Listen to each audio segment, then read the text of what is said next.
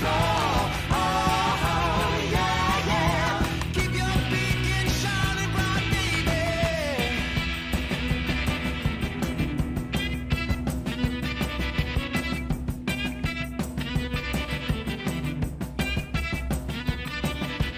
I'm on my own, still lost at sea. My thirst is dragging me down to my knees. Wave upon wave, crashing over my bow. Might be sinking, keep pulling on those oars. I keep you reeling me in. Oh, yeah, yeah. I hear the sirens calling me, baby. Oh, yeah, yeah. I see your light out shining onto me. Get me off the rocky shore. Get me off the ocean floor. Oh, yeah, yeah. Keep your beacon shining bright, baby.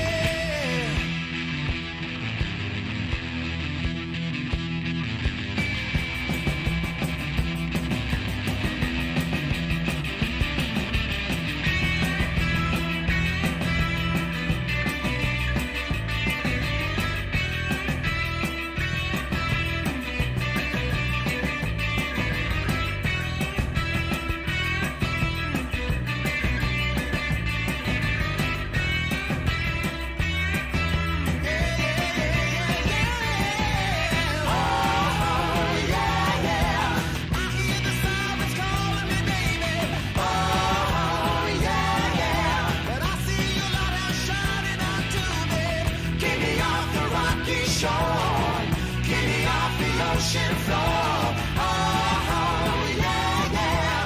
Keep your beacon shining bright, baby.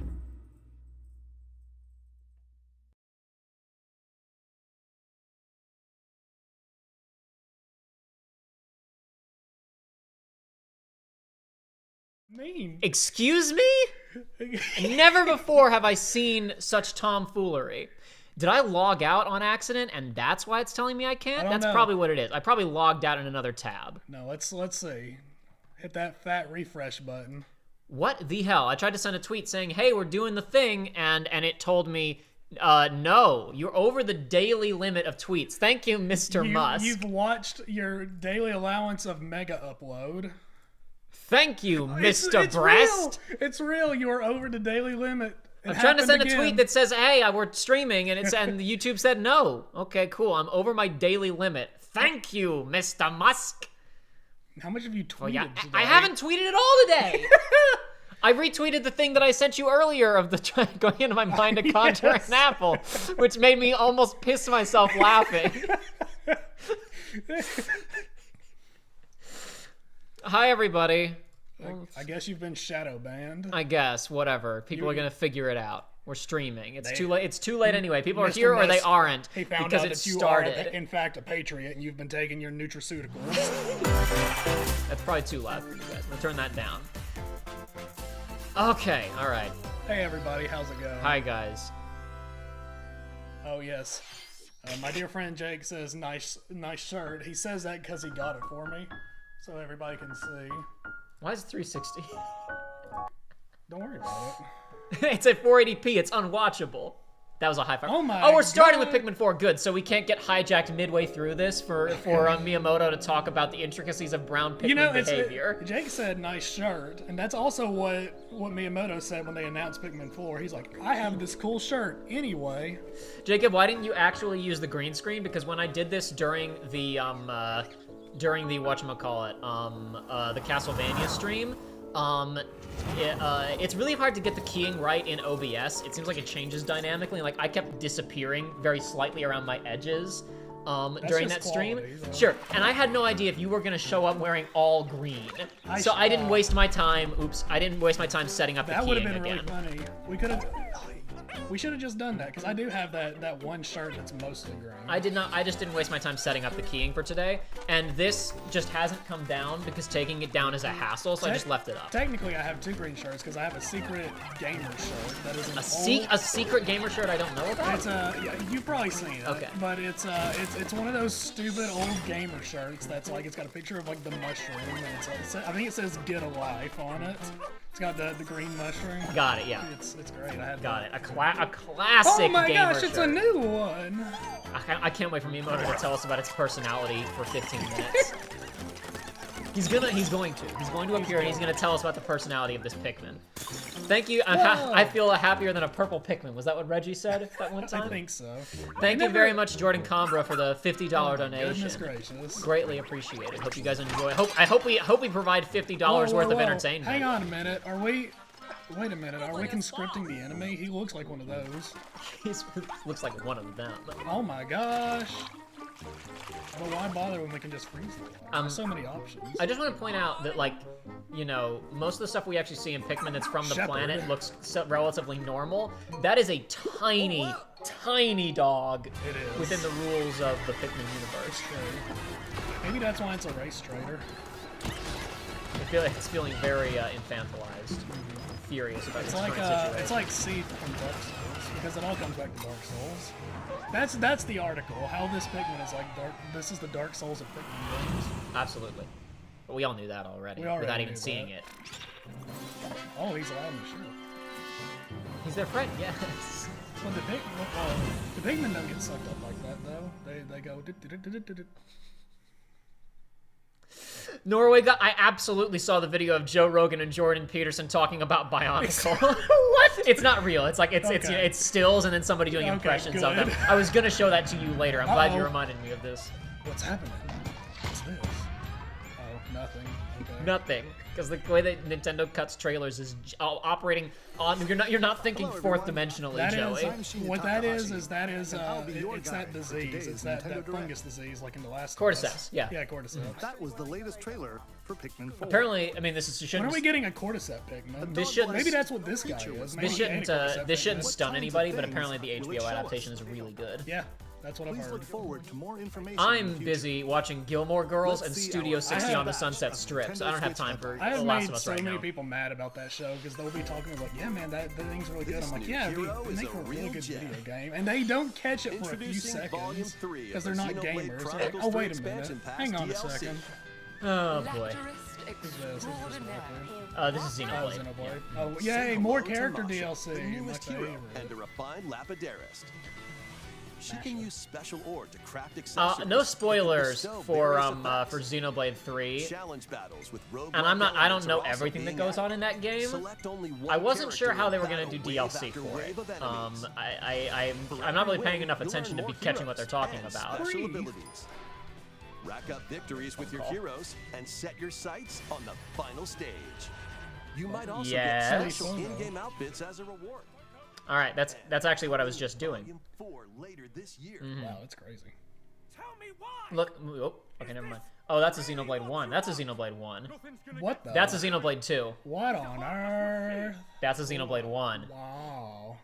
I really want to play Xenoblade Chronicles 3, but I can't. These type of DLCs are the things that I really can't stand. Where it's like a new character for your party. Chronicles 3 game launches on I the hate Nintendo that. I don't think it was quite a new character for your party. But I don't know. I guess I wasn't paying attention. Maybe it was. What the heck? Really? God, how much trash are we gonna sit there during this? So we logged in really late, so we didn't have time to talk about predictions. No. So I'm going to predict right now.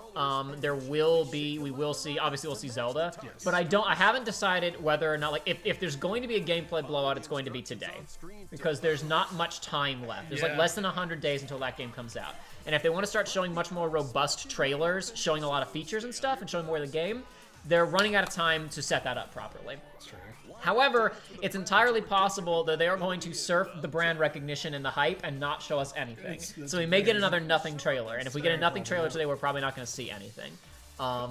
Also, we are going to not see Metroid Prime 4 today. No, we're never seeing Metroid Prime 4. beat and aim for first place. I don't have many predictions beyond that. You told me there was a direct today, and I said cool, and I said I'd come over, and I don't even know what the theming of today's direct is. There was nothing. It was a 40-minute direct, mostly focusing on games releasing in the front half of 2023. I know there had to have been a game. I know there had to have been one of them Maraca games, but it's like I've seen that dude my whole life, and it's like that's a guy from Sega, and I don't know an ounce of the game he's from. I just know he shows up in Sonic Riders as a bonus character. Express yourself. Here, you'll aim to become a stylish What is influencer. this? What is this? You're in luck. Don't Was, worry about was it, somebody Joey. wearing an organization jacket back there? Organization 13? It's Joey. You can wear anything in this game, Joey. There were a couple of these, I believe, on the 3DS. This franchise has been gone for a little while, is though. this? It's Joey. Look at it. What do you think it is? I don't know what it is. Observe what's happening on It's screen. Mary Kate and Ashley's dress up. Design. Yes, Joey. Party. Yes, it's a franchise of this. Okay, well, what's the name of it? Fashion something or other. I don't remember. To Okay. give your item a final It's our next playthrough. Why not? Why not? Why not? You can get the items. I like the other look people of the are wearing town. by That'd be liking them. nice to live in until you fall to your death I'm- because there's no guardrails. Tease for a new mainline Mario game? I wish, but probably not. I Are we really don't getting think so. Mario movie the game. Connecting on That would be if they did Mario movie the game. We might see that today, but I don't think so. Original Mario movie the game. Original Mario. There'll be a level. There'll be a secret unlockable level. It's like how in Wolfenstein, the new ones, you can find the nightmare levels Right. that are. That's what it would be. There would be a game for new Mario movie the game, but there would be secret walls you could unlock, and John Leguizamo would be behind There's them. two. One of them has that, and the other one is the prehistoric. What is the very beginning of that movie? Like Brooklyn. Like 25 yeah, AD, 50, yeah, no, 58. no. Wait, it was BC. 200 million years ago. Something like that. A meteorite struck the Earth. walls and outskirts along Bye bye dinosaurs. leading up to a showdown. Oh yeah, I forgot about this. Okay. Dead Cells is a great game. It's a game I have not bought a single DLC for, and I really need to. This game rocks. It's so fun to play. This is a Castlevania DLC. I believe it's official. I'm pretty sure it's like a licensed Yeah, it Castlevania is. thing, not just a really blatant homage ripoff. Yeah, no, it's real. Turn to Castlevania. official. Sinking its teeth into Nintendo Switch March 6th. Yeah, this is literally the theme's playing. Yeah, no, Konami likes they like licensing their stuff They- right now. They just don't like they making. sure I mean, do. I guess they're working on making stuff. Yeah, it's the Tron visual novel game. Adventures We haven't seen this since it was announced. universe. I thought it was dead. Cover dangerous truths. No, it was announced. It was only announced like 6 months ago. Yeah, I thought it was dead. I thought it was a fake trailer. Nah, Your decisions and the alliance could play the hell out of this. your journey and the entire server. Tron Identity launches first for consoles on Nintendo Switch. I was when I first saw this. When I tweeted about this when it happened. I was like, initially I was like, I will take what I. Oh, sweet, this is finally exists again. You can finally play this again. This has been unplayable for quite some time now. Ghost Trick returns in HD. I don't care. There are millions pogging off right now. Yeah. In fact, so we've talked before about how face cam for us is really not that big. Like, I don't think people are missing much. Let's show people let's both do our best pogger face. Ghost Trick. That That's was the awful. maximum you guys could Never expect. ask me to do that again. That sucks. This is garbage content. Turn the camera off. They don't need to see this. Two connected worlds. One suspenseful. No, it's the Tron visual novel isn't really an adventure game. It is more of a visual novel with some puzzle elements. I guess I don't know. I guess it's You said millions are pogging. Circo Duck's pogging. There we go. Yeah, I knew people would pog over that. Whatchamacallit. That I when I was initially tweeting that I was like, fine, I guess I'll take whatever I can get for Tron stuff. But then I thought about it a bit more and I was like, actually a neo-noir mystery set in Tron world. I'm like, nah, that's fine. I like that. That works okay. A neo-noir murder mystery set in the grid specifically from Legacy works pretty well, actually. I don't think it would work with the aesthetic of the original game. I thought this was a detective thing. What's happening? It is a detective thing. Look at him. See? That's a cop. He's shooting people. He's shooting a robot. I like that animation. That's great. Oh, he arrested him. Crazy. Oh god, gamer representation. Harvard just turned into Oh a no. cat. Everyone at Harvard is a furry now. Oh no. What else is new? Who is this made by? This seems very familiar. This looks to me like the Danganronpa stuff, but I'm pretty sure that dude's working on a different game. Yeah, he's working on. I don't know what it is, but technically he's working on like 3 things. I'm pretty sure. They announced a while back where it was like we're working. There was a special name for the initiative that was like 3 games. Level 5. There you go. Level 5 is making a video game again. Okay, I don't think we'd seen that before. I think that was new. that was new. And I should have said this was going to show up. I thought it in my Yeah. brain earlier, and then I got hung up on maybe Bayo 3 DLC instead of this, and then we said something else and I forgot about it. They're paying. This is $60, by the way. This game. no way. Yeah, this is $60. Oh, come on, guys. Hey, maybe it's really good. Maybe it's really good. Maybe He it's said. really good. I'm going to that forest. I think every Bayo Oh, baby! I just noticed. So that wasn't just that. All the cutscenes are motion comics. That really bodes well. Yeah, $60. What? Because everybody, because the fan goodwill after Bayo 3 is so high right now. I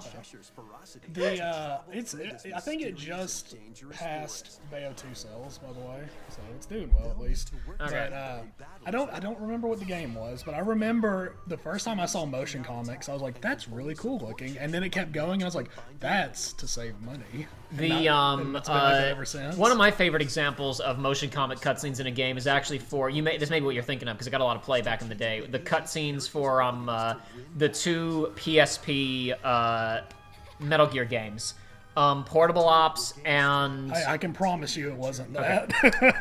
Portable Ops and Peace Walker both used motion comics for a lot of its cutscenes. And honestly, I think I like the look of the ones in Portable Ops better. Like, it's almost all in black and white. Mm-hmm. It looks phenomenal. Well, at least it's not 70. Actual Professor Layton re-release? No. You can play the original 3 on iPhone. Though I'm willing to bet that the Miracle Mask and Azran Legacy are probably trapped on the 3DS for the foreseeable future.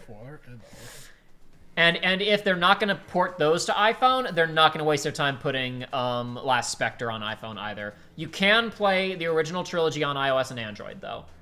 So there is that. What are they displaying right now? A new feature. We'll find out. A new feature. I mean, oh See yeah, it in a second. because gamers just play like that. Yeah. No, this is usually how this is honestly how they usually show the Splatoon stuff, is they just kind of cut into it and let the character walk somewhere and you see what it is and then they start talking about it. Okay. This is how most of the Splatoon presentations have been. Oh, this is the original zone from the first game. This is the original hub from the original game. Oh my gosh. From the there Wii were U those game. Other ones. Yeah, so yeah, that's the hub from the first game. This is actually a thing that I recognize because I played a good bit of the first game. The Splatoon 3 expansion pass. This paid DLC includes 2 waves of content. Jake just said, how dare you mention PSP MGS and not mention Acid? I'm not talking about Acid. I have no idea what the cutscenes look like in Acid. I've seen like 20 seconds of Acid gameplay in my lifetime. It's been a long time. Remind me, was the Sonic and the Secret Rings? That wasn't motion. That was just comic, right? Or was it motion comic? I'm pretty sure it was motion comic. Like, it had the characters like doing this, like as they walked or whatever. I'm pretty sure. Maybe that's what I'm thinking of. That I know that Black Knight did that. Yeah. I know Black Knight had motion comic stuff. Well, in I it. refuse to believe that Black Knight was a jump in quality, so it probably was just the same. I love it. There's something very odd about this, because this DLC is like, I mean, I don't know, maybe there's small differences I'm not noticing, but this is literally a room that was in a game from 2016. Yes. Like, I'm not seeing any changes.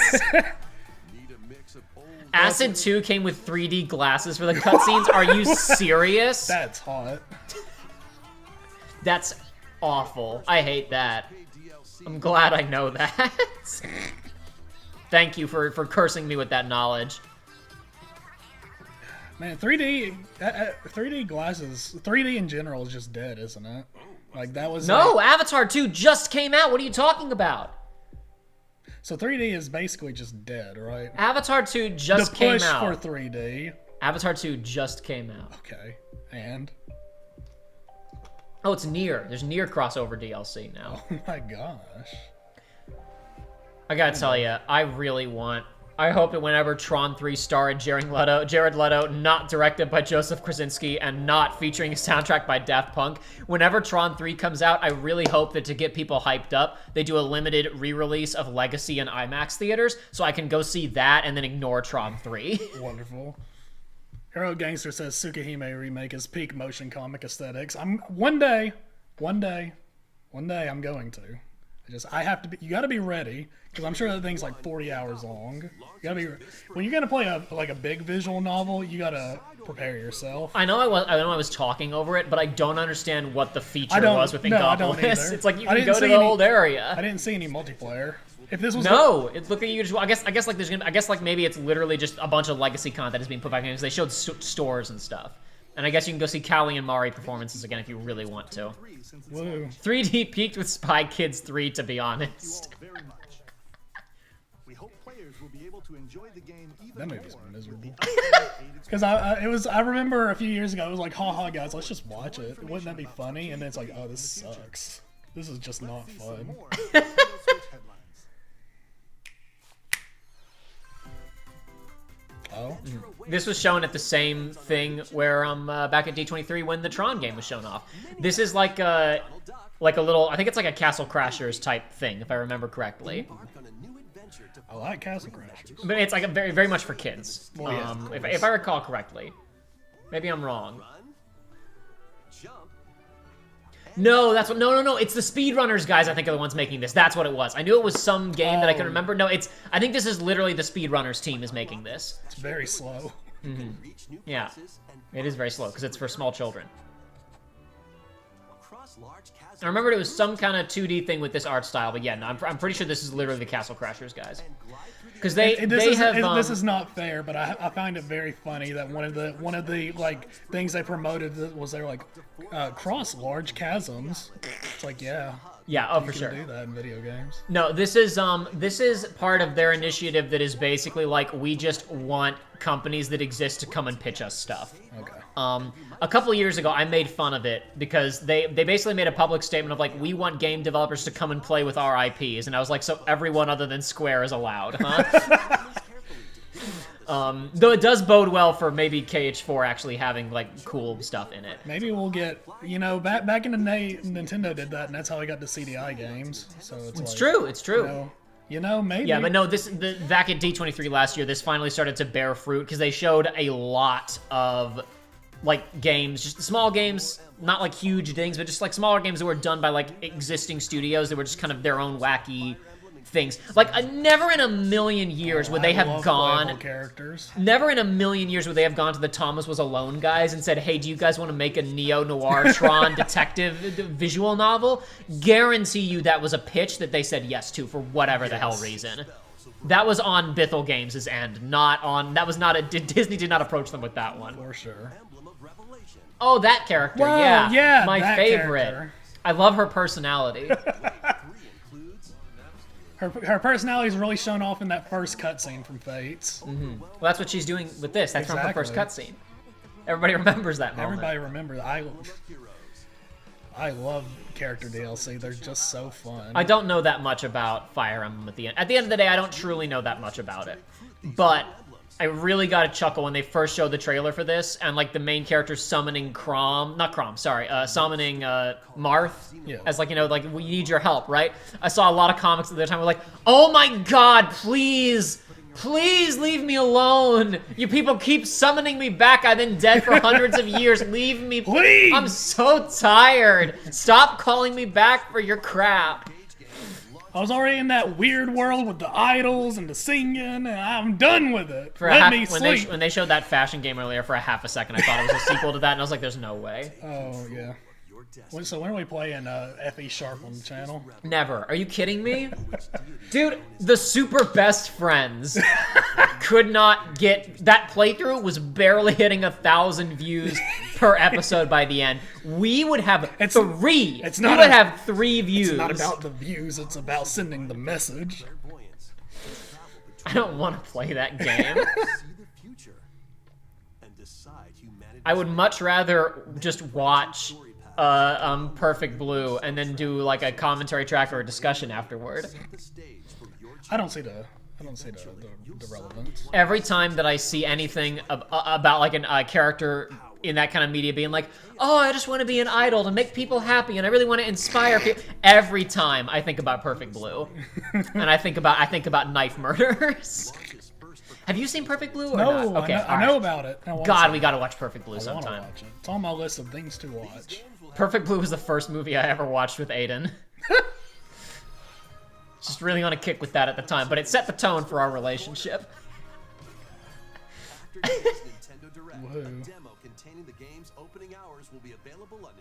Is it bad that I thought this game was out? Nah, it's fine. There's a sequel. Yeah. Oh, look, that's Dungeon Encounters. Oh my gosh, that was just It was Dungeon Encounters. It was the Dungeon Encounters homage. That's a big shark. This game's... Oh, there's an underwater level. I guess I gotta play it now. Is there fishing? If there's fishing, I gotta play La it. la la la la la la la. Jake said Perfect Blue is Chef's Kiss. Please watch Perfect Blue, says Circo Duck. Good movie. Perfect Blue is a great movie. As an editor, specifically, that film, like, often showy editing is very distracting and like show-offy, and I don't like it. That film probably has, like, that film pushes show-offy editing as far as it can go while still, like, while being perfectly fine and working in completely for that film. That has the showest offiest editing that I've ever thought is perfect all the way through. Hero Gangster says becoming an idol isn't about the audience, though. It's about the power to kill dragons. I don't think unless that dragon is a Vocaloid, 1,000-year-old lowly dragon that helps you from the shadows. I don't think this has a release date yet. I hope they give a. You I don't are think clapping. This What is yet. this? This is Sea of Stars, which is a Chrono Trigger send up by the people who made The Messenger. Sexy. Which was a Ninja Gaiden send up. Oh, is it too people who late for don't know. predictions? Go ahead. They're gonna have a like 2-minute trailer for Metal Slug Tactics. Okay, sure. Yeah, I want to believe that game's not dead. Demo will launch later today on Nintendo Oh, is it? Ah! Ah! free to play. Ah! Okay, I gotta play that later. They didn't give it a release date, but this demo. I don't think it has a release date. Oh, yeah, awesome. Awesome, dude. Sea of Stars has been on my list of most anticipated games for like 3 years now. Skills to dominate each match. Change the course trajectory from a I think I saw a trailer for this. block areas to gain the advantage. Sorry, Heroic Gangster, what you said about being an idol isn't about the audience, it's about the power to kill dragons. That was very funny. I was too excited about seeing Sea of Stars. Slides onto Nintendo Switch April 26th. But yeah, that game is a Chrono Trigger send up with, as you saw, really good pixel art and Paper Mario slash Mario and the Secret of the Seven Stars or Legend of the Seven Stars, like QTE, Nice. like active prompts in the middle of it. Like one of the attacks you saw in that is there's a move where you do like a Windjammers, throw out a disc and it bounces between enemies, and if it comes back to you, you have to hit a button in time to launch it back Nice. and keep doing damage, and it starts picking up speed and jumping around randomly. So you have to be ready to go and hit a button when it comes to you. Oh boy, Etrian Odyssey. What a great series. Remember that one time when Persona tricked people into playing Etrian Odyssey and it sucked? Leader, you'll assign them roles like the allied Joseph Risago says, I just want Baten Kaitos. Isn't that the game that's like only has a theoretical speedrun because it's too long otherwise? should you fall in I'm trying to remember. The only reason I know about that name is because of I gotta look it up now. There was something about longest speedruns or theoretical speedruns, something like Theoretical. character illustrations are included. Plus, take advantage of new difficulty. Oh, the other predictions. People were saying Silk Song today. I don't believe it. Yeah, I saw earlier today. I think, yeah, hold on a second. I saw just release dates of stuff. Yeah, Etrian Odyssey. Like a Dragon Ishin is coming out in like a month, and I didn't know. It's coming out not even a month. It's coming out on the 21st of this month worldwide. I totally missed that. I feel like that was just announced like yesterday. The remake of Like a Dragon Ishin. Okay, yeah, Baten Kaitos, 100% category to world records, 337 hours. The Advance Wars 1+. 6 people have done This the has 100% been category. This remake of Advance Wars has been delayed for like 3 years. Yeah. It's about to get a release date, I guess. I gotta check something really quick. Flex your strategic muscles across a multitude of modes. Yeah, Sea of Stars still doesn't have a release date. I figured it would have been featured there, but I was like, maybe it's already been announced, and so they aren't talking about it here. You But have to beat the what you call it. You got to beat the demo, and it'll tell you if you're Yeah, doing sure. it the best. If you 100% it. yeah, I'll play the demo. Probably. I don't have time to play the demo. Kirby. They said this was gonna show up today. A new story Bo. will unfold in the Kirby's Return to Dreamland. He just said a new story will unfold. I don't think that's true. I think he's It's an lying. old game. No, it's a story you've seen before. His powers. Maybe they're gonna do like a near thing with it. This is probably Changes this halfway this through. is probably new stuff, and we don't know. Correct. Yeah, there we go. Epilogue, the Magalore. interdimension. Yeah, this is exactly Near Replicant remake. It's going to completely change the way you view the whole story. Magic points. Sure. This looks very fun. With magic points. Hero Wait, Gangster what? says, Hang on, what? It's what? You get a like RPG? Okay. Well, that is unique. Magalore, my Tumblr Kirby sexy man. Which way to store his powers is up to you. Sure, fine. There are over 20 interdimensional Whatever. Listen, stages to explore. people making Kirby game stuff. It's gonna be fun. It's gonna be good. It's whatever. You don't have to push. You don't have to show any more of this. We get it. How long have we been going for? Mysterious realm together. All right, about 25 minutes. I just wanted to check. I wasn't keeping track, and I couldn't check the time on the recording because I started it well before we actually went live. So I guess I could have looked at the actual clock. That would have been a good solution too. Listen, we had to start everything very abruptly. It's true. But I could have. I arrived here. I got up here like 8 minutes before this started. So After today's we were kind of. demo will be available. Demo will be available. I'm not playing that demo. I don't care about Kirby. Kirby's fun. I love Kirby, but I don't need to play the demo because it's like, well, if I want it, I'm gonna get it. Yeah. You don't have to sell it. Please return to I don't think I've ever played a bad Kirby game. Direct is 40 minutes, Jordan Combro. 24th.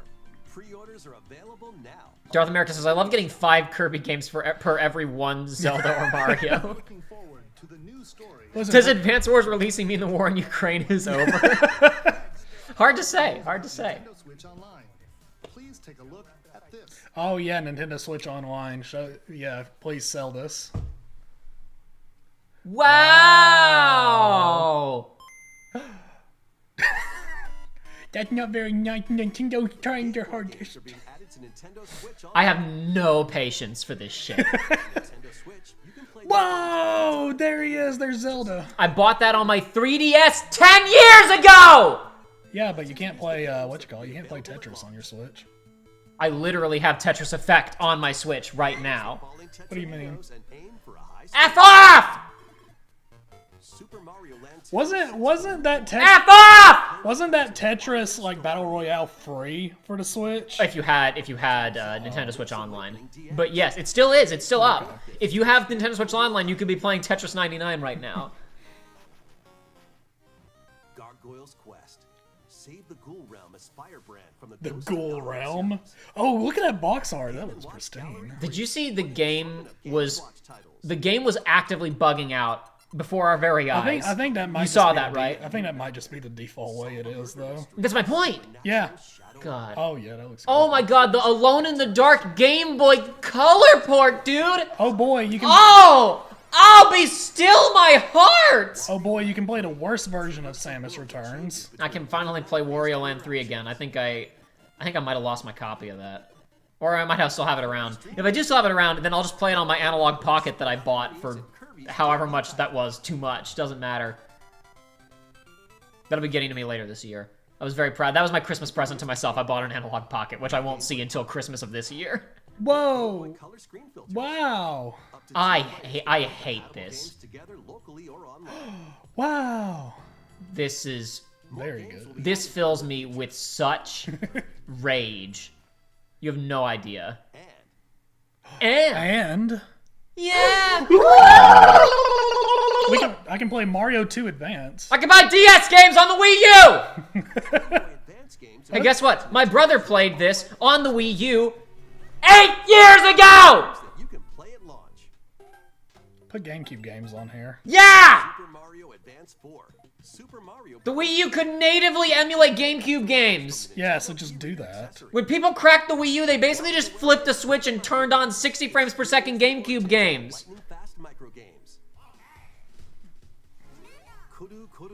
It is impossible. They could show me anything. Hitting obstacles. They could show me anything, and I wouldn't care. Mario Kart Super Circuit. I can't think of a single thing they could show me that would make me not mad. Mario and Luigi Superstar. No. Cool, great, awesome. Don't care. I don't care, because I should have been able to play it 10 years ago. They're gonna add where you can fight Sephiroth in it. The Legend of Zelda, the Minish Cap.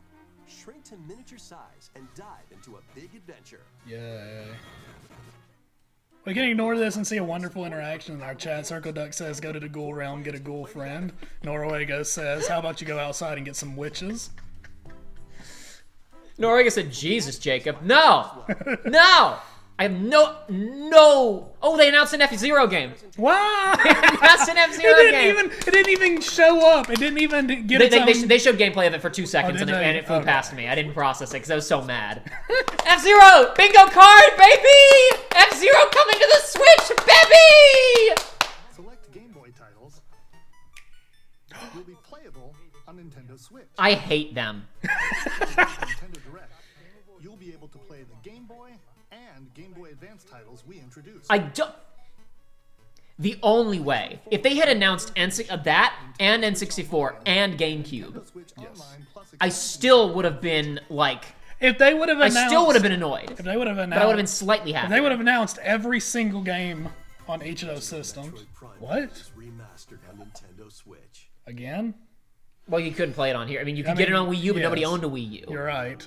Except for me. I have this on Wii U, and I still need I- to play it on. In fact, I'm not going to buy it on Switch because I'd rather play it on my Wii U with a Wii remote. But whatever, there it is. Cool. Blah blah blah. I mean, I think it is. This is an is actual overhaul, as opposed to on the Wii U. It was just like you could buy the Wii trilogy. Yes. This is an actual remaster. Yeah, but so you have the trilogy as well. I have the trilogy on Wii U. You have the nice. Dude, that thing comes in such a good. Box. I don't have it physical. I don't had have- it. oh, no. I have it. You could buy it digitally on the Wii U. I have it physical. It comes in a metal box with a sleeve, and it's so good. Actually, I was letting Jake borrow it, and he just gave it back to me the other day. Norwegian says, Jacob, my grandma's gonna think I'm watching people getting killed with that screaming. Headphones, my guy. Tell her to get in and watch it. No, actually, tell her to pull it up on her own devices so we get more views. Darth America says, Koizumi literally holding the thing that makes his service obsolete. Originally released on the Nintendo GameCube system, has been remastered. Oh boy. Just let us play GameCube games. I'm not mad about this. No, yeah, sure, whatever. Of Samus Aran. But Metroid Prime's a good game. This looks good. Alien Enough said. Don't charge 70 for it, please. That would suck. They're gonna charge 70 for it, Joey. Who are you kidding? Have you been watching any of Penny Parker Snapcube? She's been streaming this and uploading highlights I to. don't think so. I've been watching the highlights. It's fantastic. I've been having a lot of fun with that. She hasn't played it before. It's been really Dude, fun. playing this game at a young age really, like... Here's the thing. The feature for scanning and getting information on everything, it's like, I wanted that to be in every video game ever since I did this. That's why I love games like Subnautica, where it's like everything Oh, has a Joey, look, dialogue. you use the left stick for movement and the right stick for your camera. Whoa! Wait, are they not gonna let you do the Oh, there's no way. There's no way. Here's the thing. Okay. The IR pointer is not consistent enough to be able to You're handle right, this. it's not. There's one thing that this is. Oh, it was just Prime. Yeah, My brain processed that as trilogy. No, of just course Prime. not. Of course not. Available today, physical version. How much are you charging for it? Give us a price. Later today. I If guess that's I'll find out over later. $30, That's the thing. it's gonna be. If it's 40. Okay, never mind. If it's $40, I will accept that. If it's over $40, no, incorrect. But they charge 60 for Wind Waker. What am I talking about? Not for Wind Waker. For Skyward Sword. Yes. strange incidents within Kanai Ward, a city ruthlessly controlled by Yahoo. Amaterasu. This is the Danganronpa Yes. guy. This is the game I was trying to think of earlier. I Yes, was like, that's this what is I one was. of these ones. Yeah, I was Yeah, trying to Spike think. Chainsaw. Of the organization. Each one has a supernatural ability that can prove useful. I got the collection 8 years ago, says Darth America. Exactly. That's why I processed it as the whole thing. But I guess, again, looking at it, it was an actual remaster. Like it looked like they'd redone all the textures. In fact, it looked like there was some new geometry. Like some of those rock faces, I'm pretty sure were smooth originally, and they had ridges and stuff now. So like, I mean, not that that's the craziest thing in the world, but there was actual effort on display there. Because the only things that were done with, I guess, I'll say this. If they charged 60 for it, it would probably deserve it more than the Skyward Sword Skyrim was remaster. just a port. Well, no, there Well, were some changes. Okay, what changes? Consistencies. There were a lot of just general quality of life changes. Some of them locked behind Amiibo. One of the bigger, Of one of course. the, so no, dude, so in that love game you have to Amiibos. walk up to the statue to teleport up to the sky, right? Oh, yeah, I if you forgot. bought Yeah. the Zelda and Wingbird thing, Because you they could were tap and it would teleport you instantly. for remastered, the speedruns got split into two categories, with and without. No, the main things that it did was Oh, there hey, are Bot and Kaidos. We were just talking about it. there are like All right, everybody, get your 100% speedrun pants on. one of the main things that they changed was among the main things they changed. Text speed in cutscenes was like doubled or something like that. I think you couldn't skip cutscenes originally, and they added that in. And also optional, like if you're running around Skyloft in that game, you would be constantly stopped by NPCs going, "Hey, Link," and like you have no control over it. They would just initiate conversations with you while you're walking around. all of those NPCs are changed to they'll wave and follow you for 10 seconds, and you can talk to them if you want to. So like 80% of what used to be mandatory character interactions were turned into make sure you know and optional interactions. So the game is actually definitely worth the full price, right? Yes. No, Neryl did a good review, which maybe we'll watch after this, just you and I. It still has some weird issues, like the camera doesn't work properly occasionally.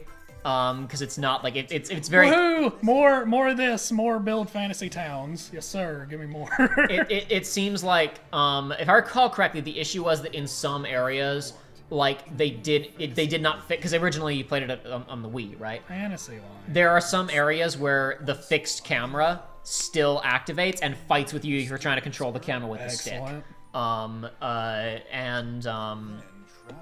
And yeah, but there were a lot of quality of life features that just speed up the narrative components of it, but the rest of it, not enough. Wow. And playing Dragon Quest I hope Builders that there is too. a way to really speed up the animation of them putting that block up, because that was like 3 seconds per block. Just play Dragon Quest Builders 2, my guy. I installed that on my PS4 a little while ago. I deleted a bunch of stuff to make room for it, and then it was like 2.5 gigs. And I was so pleased to have a video game that was 2.5 gigs. Dragon Quest Builders 2 has been really fun so far. It's just Minecraft where there's actual proper... You actually have to manage a village with proper AI routines. And it has a little narrative to it. I had a lot of fun with that so far. That was on the list of games for people to vote for me to stream on Patreon. And some of the games that didn't win this time around will probably be on the poll later, but not that one, because I knew whether it won or not, I was going to play it. Oh my god. Oh my god! Holy shit! It's funny that in my brain, I saw that image, I was like, I've never played Professor Layton, but that looks like the style. But then you didn't react, so I was like, oh, that's not Professor Layton. Joey, the possibility of that showing up was so little. Was so infinitesimal, whatever. The words are coming to me because I'm freaking out right now. I mean, that was such a nothing trailer that I'm almost like my brain is actively canceling that in my own head. It's not real. My brain is actively like saying, and that will be announced to be canceled in 6 months. Oh my god! You're trying to figure out if you're actually in a dream or not. Like I was earlier when I was at a restaurant, and they started playing Starlight Brigade, and I was like, wait a minute, am I about to wake up? They put Birdo in. Yeah. It's, cool. It's weird that they took her out, honestly. Wait, I totally missed the courses because I was so freaked out about... It's Mario Kart, yeah. I have nothing to say about this because I don't own 8 on Wii U or this. Expansion pack members can enjoy this DLC at no additional cost. The DLC can also be purchased on its own. He's broken, guys.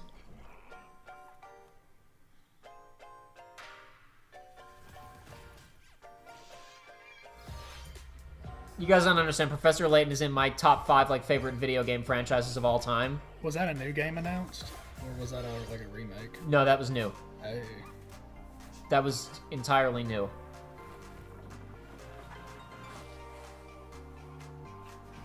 I really thought we'd never see that man again. Because the last game that came out was a complete failure. Wow, that's actually a lot of games in that collection. Oh yeah, this Mega Man collection is the opposite of the Nintendo retro game. This is like the most bang. I'm pretty sure I've got a friend who is like, I really want to play the Battle Network games. A lot of the Capcom like collections that have been happening recently have insane like Kingdom Hearts the entire story collection tier of value. I maintain, like, again, I think people think that I hate Kingdom Hearts, and I really do. I really do think that at the end of the day, like, Dream Drop Distance and KH3 are like fun video games to play, and the fact that you can get every single Kingdom Hearts game for like $30 every other month is wild. It is legitimately one of the best deals in all of gaming. I'm gonna say I haven't played the collection on my own, but I saw it was available for $30. I was like, that's all of them. I'm snatching that up. It's a good deal for sure. Guys, by the way, I know people are making jokes. There will be no A Hat in Time 2. Gears for Breakfast announced they're working on something else. A Hat in Time 3. Thank you for staying with us so far. Hot Tub. I'm sure I've told you this about this before, but I may not have said on stream. The Hot Tub Time Machine guys, they wanted to name the sequel Hot Tub Time Machine 3: The Search for the Sequel. Okay, Zelda, whatever. Let's go. Yahoo. Zelda time. Let's see if they actually show something. Pizza time. Pizza time. Pizza time. I really have yet to be sold on this game.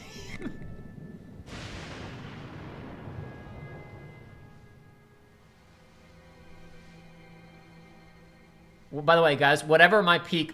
we acted out a Pog face earlier. Whatever my peak is, you guys saw it a minute ago with Layton. That's as high as I'll go. Sweep over Hyrule. Eliminate this kingdom and her allies.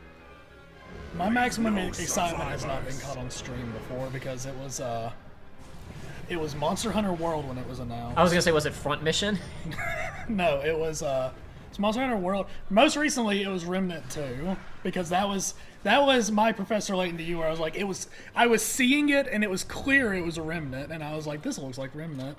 Huh, that was a good game. Oh no, there was some hentai action going on there a second ago. Oh my goodness.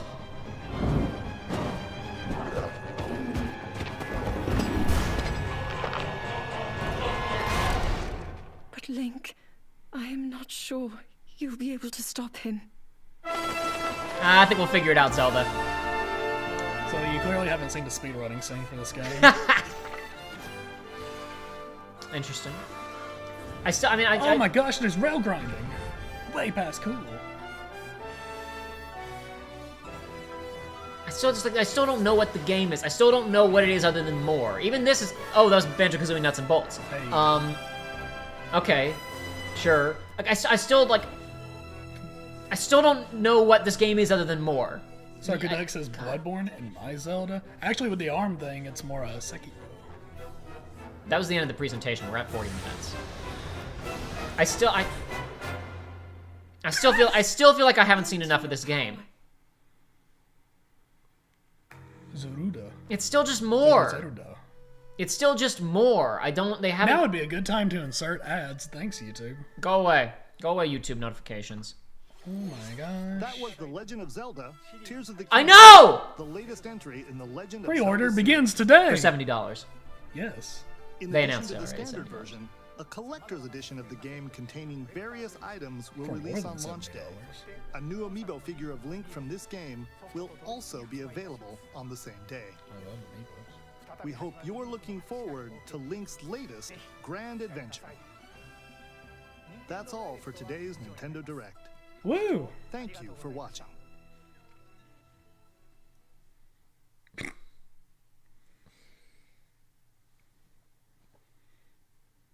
Sarcastic One does bring up a good point. They really don't need to sell the game. It's I know they don't.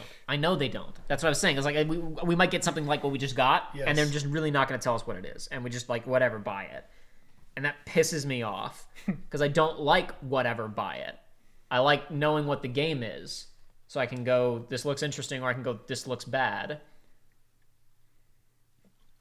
Time to stretch that out and make a few 2-hour videos about it. Yeah, sure, why not? We can do that right now, honestly. Frame by frame.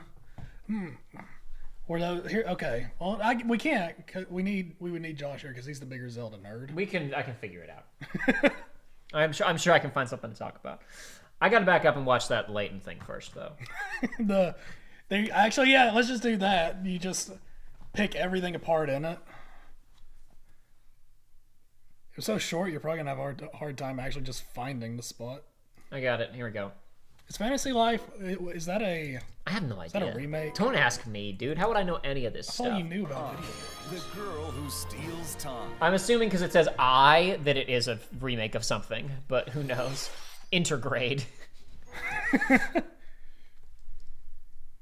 Okay. So the main thing I'm observing immediately is that this does not look like London as it normally is in Professor Layton. Now, Professor Layton does take place in a semi-steampunk-y world, but nothing this aggressive, except for when you literally time travel in the third game. Okay. So this is weird. I don't know what to make of this.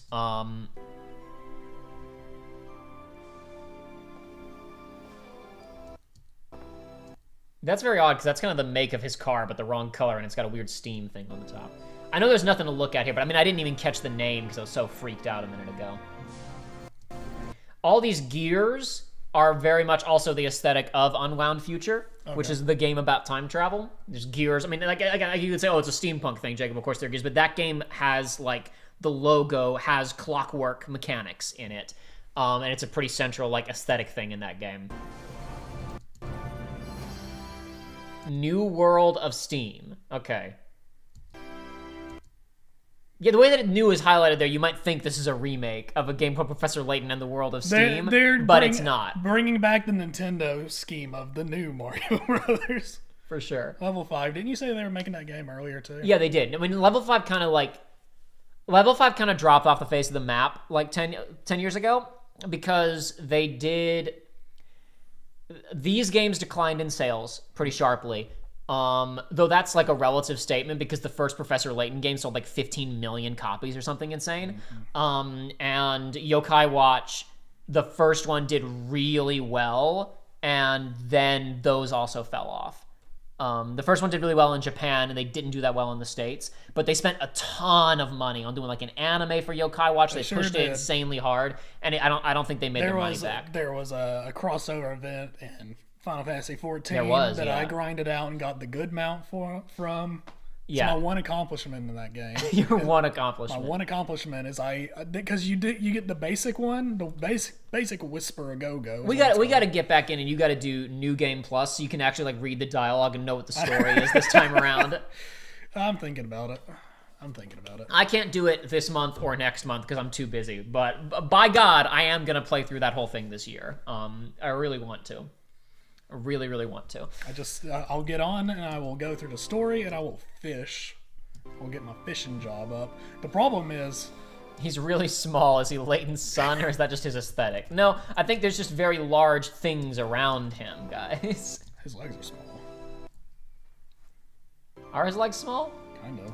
Actually, his legs seem a little bit small for how he normally is, but I think that's just kind of the tails of his coat. He's got like gorilla proportions.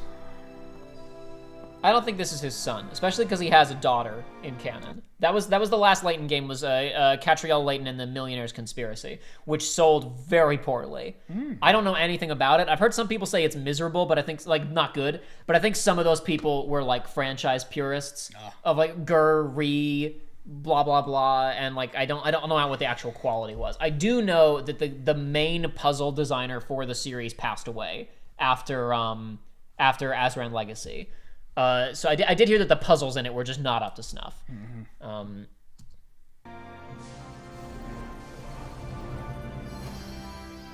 know there's nothing here for me to look at. There's really not. But I have to. I can't assist at all because I know you can't. I don't know the first You thing. can read chat and maybe other people will be talking about stuff.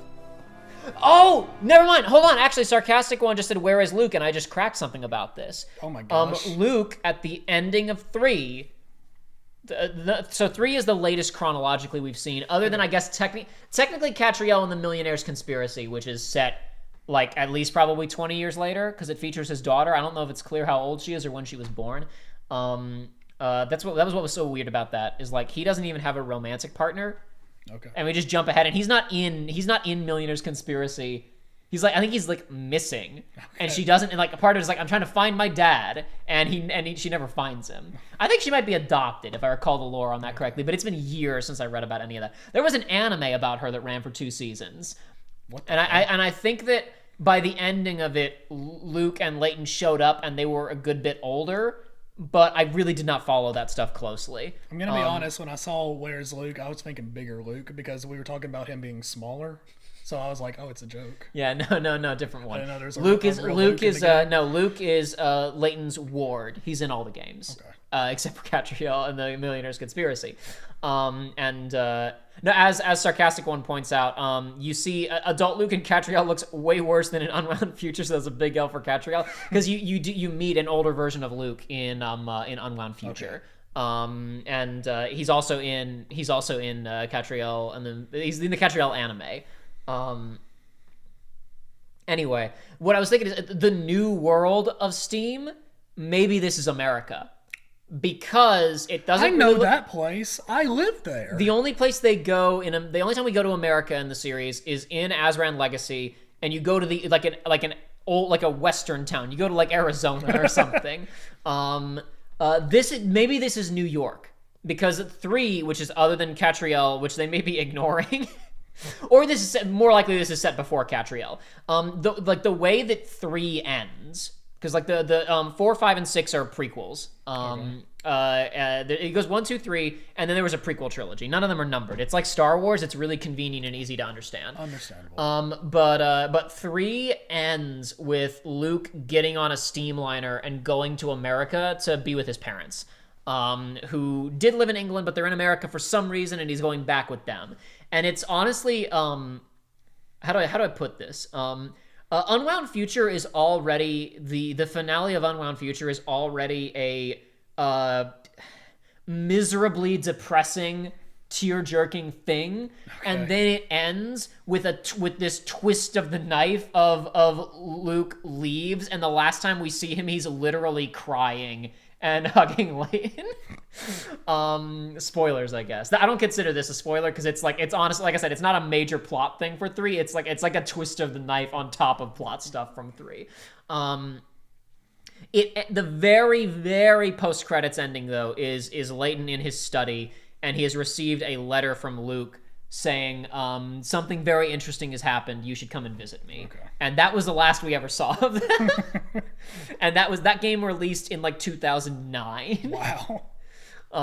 There are better late than never. There are the prequel games, of course, but another matter entirely. So this could, maybe the reason this looks so crazy is because this is New York City. The new world of Steam. That's the only thing I'm pulling from this right now. That is my main trailer analysis prediction. Is that what we're looking at here is New York City. My main request of this game, it's too late, and these games have how do I put this? There's a character that these games forgot about named Flora, who was basically already Layton's adopted daughter. And he got a better one. He got a better one. He traded her in. Yeah, she got increasingly less play in those games as they went on, and it was very frustrating to people like me. So I hope she shows up. There, now you can look at the maps. These are new. These are not because there have been I think each of these packs so far have included 1 or 2 new tracks and then 1 or 2 retro. Usually it's 2 or 3 retro courses and 1 new track, or 2 retro courses and 1 new track. But this is new. Could you change the color of your Yoshi? Yeah, you could. Yeah. You could. That was I actually want to say DLC. Yeah, that was in Wii U, I'm pretty sure. When the first DLC came out for the Wii U version of this, you could pick from like 8 different Yoshi color palettes. I will say a lot of the tracks so far that they've added have been what's the word I'm looking for here? Ugly and low effort. This still looks kind of the way that... Oh, there's different colored Birdos, too. Yeah. This still reminds me of... bare minimum. This is still visually, to me, very obviously one of these DLC courses, because, like... The DLC courses have been weird, because they look like they've been made on the cheap. The textures in 8 are, like, aiming for... not realism at all, but a cartoony realism, a groundedness, a thoroughness, I guess, is a completeness. They're intended to look like they're part of a world, and most of the DLC courses have looked very cartoony and isolated and don't make any sense. They only show the 1 course off, which is normal, because most of the time when they've done these booster course passes, the first trailer they only show 1 or 2. They only show 1 or 2 courses, so it's not too crazy that they only showed 1 course there. They will show Brian R. It's not the only course. There will be more. At least, God, I hope so. Imagine. Yeah, we'll see more later, I'm sure. I keep saying Lion King. What is that from? That's from a Disney Animal Crossing game that came out a while ago. Yeah. What? It's an Animal Crossing game set in the Magic Kingdom, as in the theme park, which is weird because there have been like 3 of those, of various different approaches. Disney Dream Life something or other. But no, it's an Animal Crossing type thing set in yeah. I want to say, by the way, this is a little bit. Had this been announced before? Yeah, this has been announced. I want to say, I could be wrong. Before anybody gets too excited, I want to say that this collection is split down the middle, and it's technically 2 games. Okay. that's still an insane amount of content. Because they split it in half, and you're still getting like 6 games. Yeah, I want to say that this is 2 separate releases. However, they might both be like $40 or $30. Maybe I'm wrong. They might be one collection. I see screenshots from these games of like just random things that town people say that really make me laugh. These games are funny. I remember. I haven't played. I like borrowed one from a friend or like watched it. At some point, I had a brief amount of exposure to them. I really haven't played a ton of Mega Man games. The one that comes to mind, I played a really weird GameCube one where it's like you couldn't make your loadout. Instead, you picked what could show up in your loadout randomly. That sucked. Disney Dreamlight Valley. Yeah, this is just. I'm sure the game was fine, but I hated that. This is an Animal Crossing thing okay. with Disney characters, and I guess I don't know. I guess this is just the Switch release. No, new realm update. Okay, so no, there's a new Lion King realm that you can go to. Wow. Why don't they look like the new one, the live action one? They don't. They look like the old ones. No, I said why don't they? Why don't they? No, I don't know, man. I don't know. Something's amiss. I mean, it's like with them investing all that money in the Mufasa prequel film that they're working on, you'd think they'd really want to promote that. Remember that? No, I didn't remember that until you spoke it. That's why I spoke it, because I wanted to see your face when I said it aloud. For Sting. Yeah, sorry, I'm busy. I got a ring alert. Do you think they will make Metroid $60? Yes. Yes. Will it be? Yes. Will it be $70? If it's $60, I will say, oh, Nintendo. If it's $70, I will begin a letter writing campaign. If it's $40, I will say, awesome. I just want to get a more thorough look at this. This is definitely new. This is not an existing location. I really want to get a better understanding of what they've done with the map. In the previous trailers, we pretty much saw locations that was like, this is old geography that new stuff has been planted onto. Yeah, I would prefer Joshua to be here because his eye would be keener on this, but I'm going to try and look for stuff that I know was not there. This is new. Look for Morshu in the background. Rise, my servant. That's an existing location. But that big dragon sitting on it is new. Wow. That is one thing, is that this world, like, I mean, you had the Henoxes and stuff you would run into, but most of the mid-bosses you would kind of encounter around, I felt were kind of uninteresting and copy-pasted. So doing something to stop, putting a big Hydra on a bridge or something. That's What's-Her-Face's workshop. You literally know that location. Yes, I do. I'm aware of it. There's fighting happening in the town. Ooh. See that? There's like flashes of swords or gunpowder or something down in the town. Oh my! It's gonna be just like Fallout 4. You gotta go to the settlements and arm everybody. Maybe. If that was actually, I'm joking. If that was actually there, I'd be so down for it because I love that sort of garbage. Is that Matt Mercer or am I going crazy? Says Burmast. I want to say Matt Mercer did a voice in First Breath of the Wild. There's nothing to stop him from voicing another character in this one. Leave no survivors. So is the Blood Moon just up constantly? That'd be interesting. I wonder what that means mechanically. I don't recall the Blood Moon doing that. No, it did not. So that's what I mean. It has to be something new. It can't just be, oh, they respawn every single night. That'd be like that's not a point. That's a pointless mechanic. So it's got to do something crazy. Maybe it can just drop enemies on you. Maybe now it can just be like, okay, are you ready to fight a boss? No, too bad. ODST. Yeah, exactly.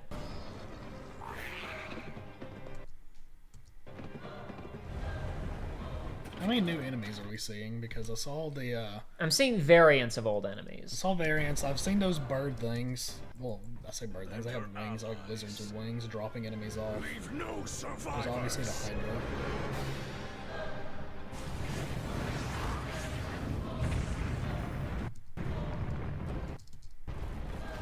So what is that? What was that? The Collapthon. I don't know. No idea. You call yourself a gamer. There's something shiny and yellow in the background. This is the Great Plateau. You can see the Temple of Time there. The tower should be like right here, kind of in the. My mouse isn't going to show up there. But the tower should be like kind of right in the middle of the frame. I think. I'm pretty sure that's right. Were they getting? Well, okay, no, it was just dropping them down. I Yeah, thought the meteor was hitting one of them and buffing. No, they were ODSTing him, like you said.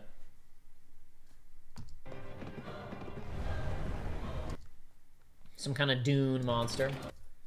Some tentacles. Yeah, exactly. Although, I mean, not an enemy, obviously. Yeah, no, this is Guardian technology, and since it's lit up blue, this means it's some kind of Sheikah something. It's some kind of ancient Sheikah something that's going to be, you know, doing its thing and helping us out. While Link has an expression on his face, that doesn't happen much in Breath of the Wild. Wow. Even during cutscenes, he usually doesn't emote that much. Yeah, these are just enemy variants, not new things. Enemy variants, not new things.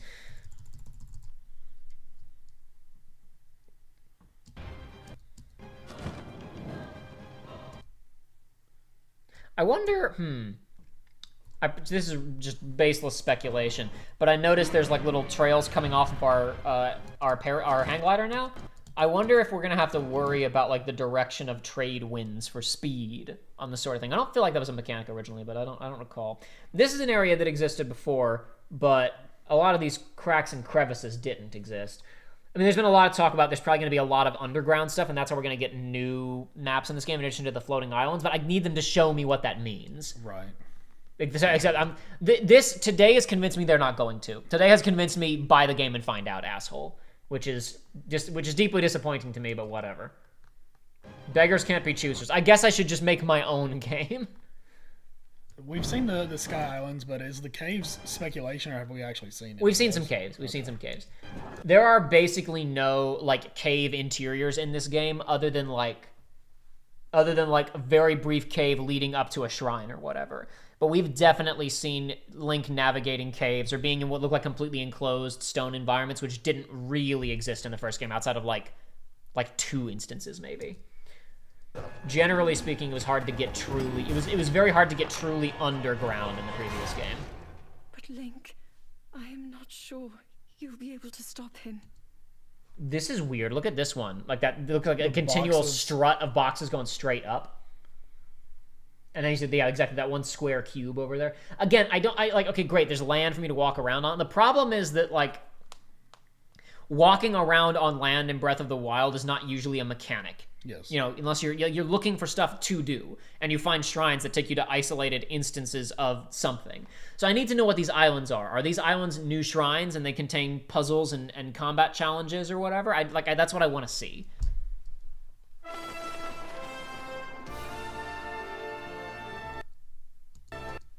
A lot of like your land raised up a lot. Like it looks like the way they're gonna excuse the environment being different is like there's been massive earthquakes or whatever.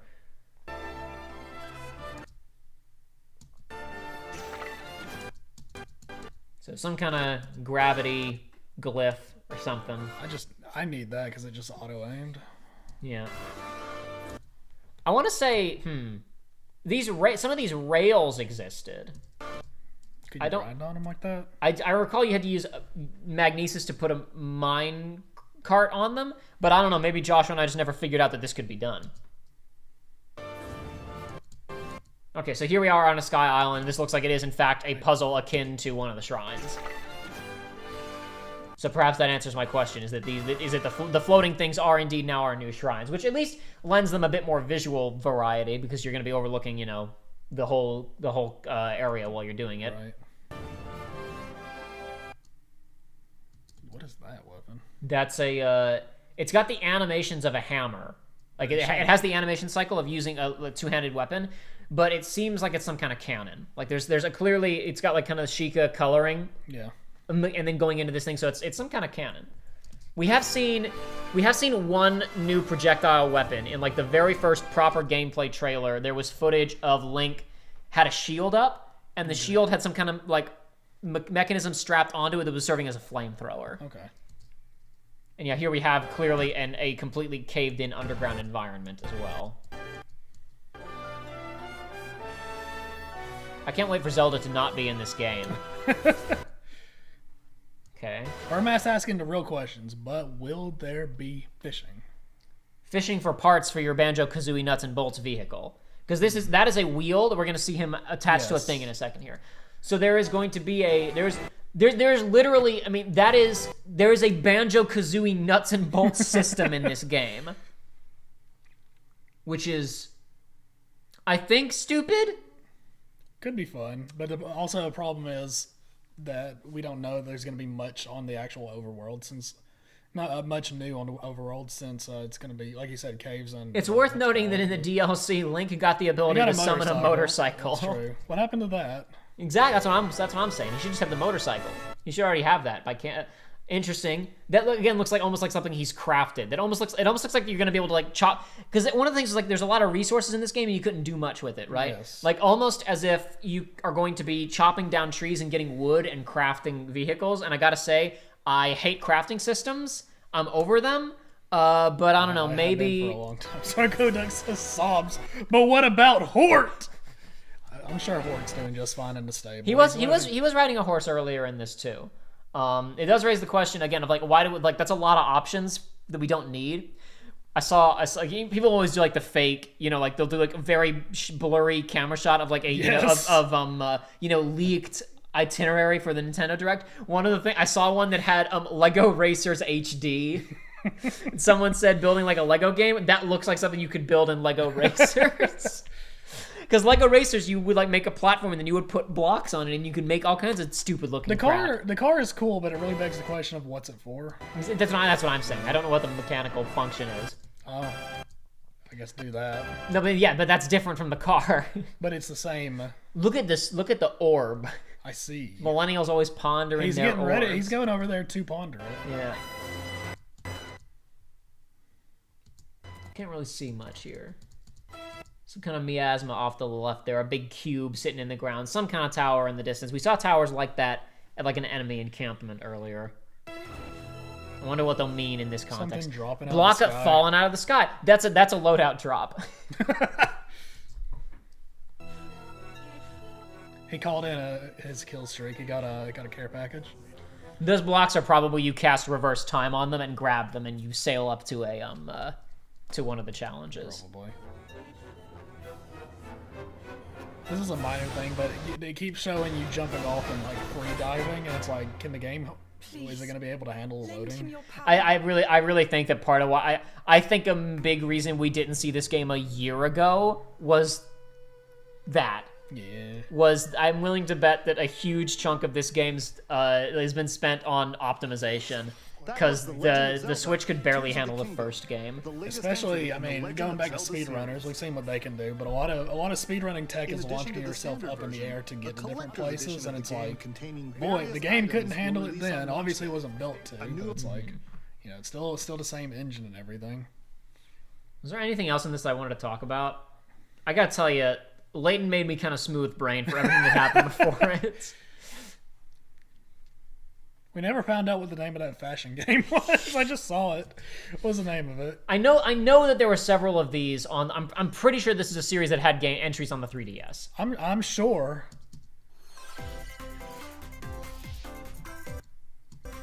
Got a passion for fashion? Not really, but more power. Welcome to Fashion Dreamer. Fashion Dreamer. Maybe it would have a subtitle or a number if it was a sequel. I thought that whatever. Right, they showed the Tron game. That was cool. Set within Yeah. We finally got Tron Pikmin universe. gameplay. Uncover Yeah, we did get Pikmin dangerous gameplay. And truths. Miyamoto didn't show up. I know. That was I would had have him lost that bet. I would have bet money if I'd had the opportunity on him showing up and talking about Pikmin, and he didn't. I'm a little blown away, honestly. Not as blown away as I am by a Layton announcement. In fact, speaking of which,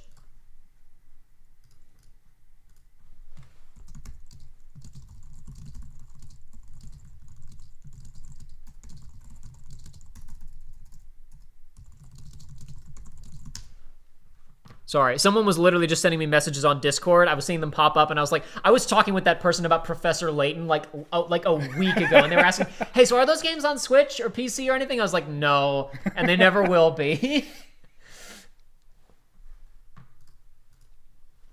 And retrieve what was lost as you navigate through a Dodge the light cycle. You got an RNG roll to see if you get killed by the light cycle or not. Sick. Very nice. peril.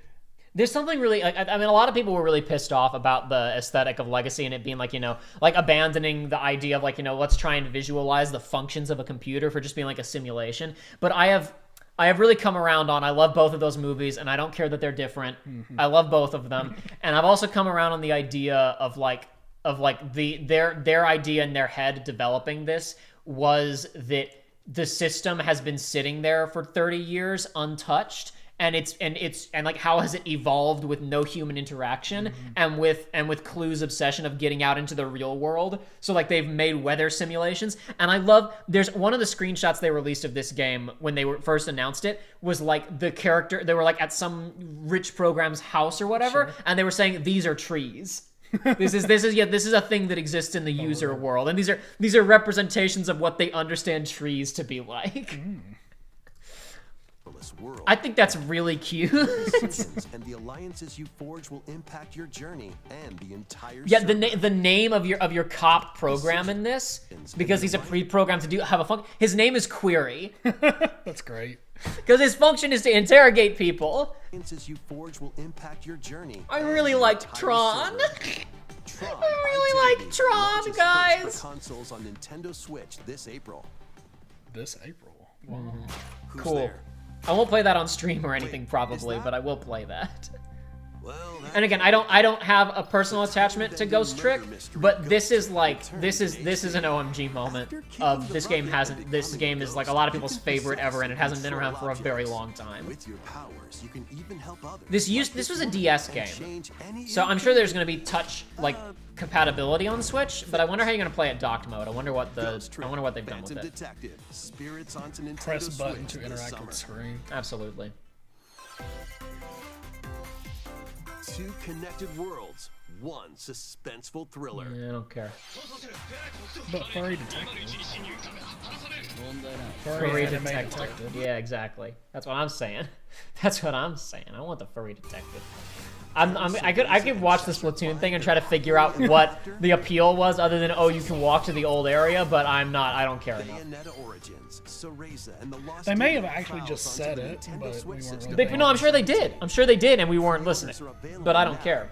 It's really funny that they showed I'm pretty sure they showed Octopath Traveler in the same segment as they showed Sea of Stars, because Octopath Traveler really represents to me this like complete misunderstanding of what the appeal of retro RPGs is. And Sea of Stars looks like I don't know. It hasn't like, how do I put this?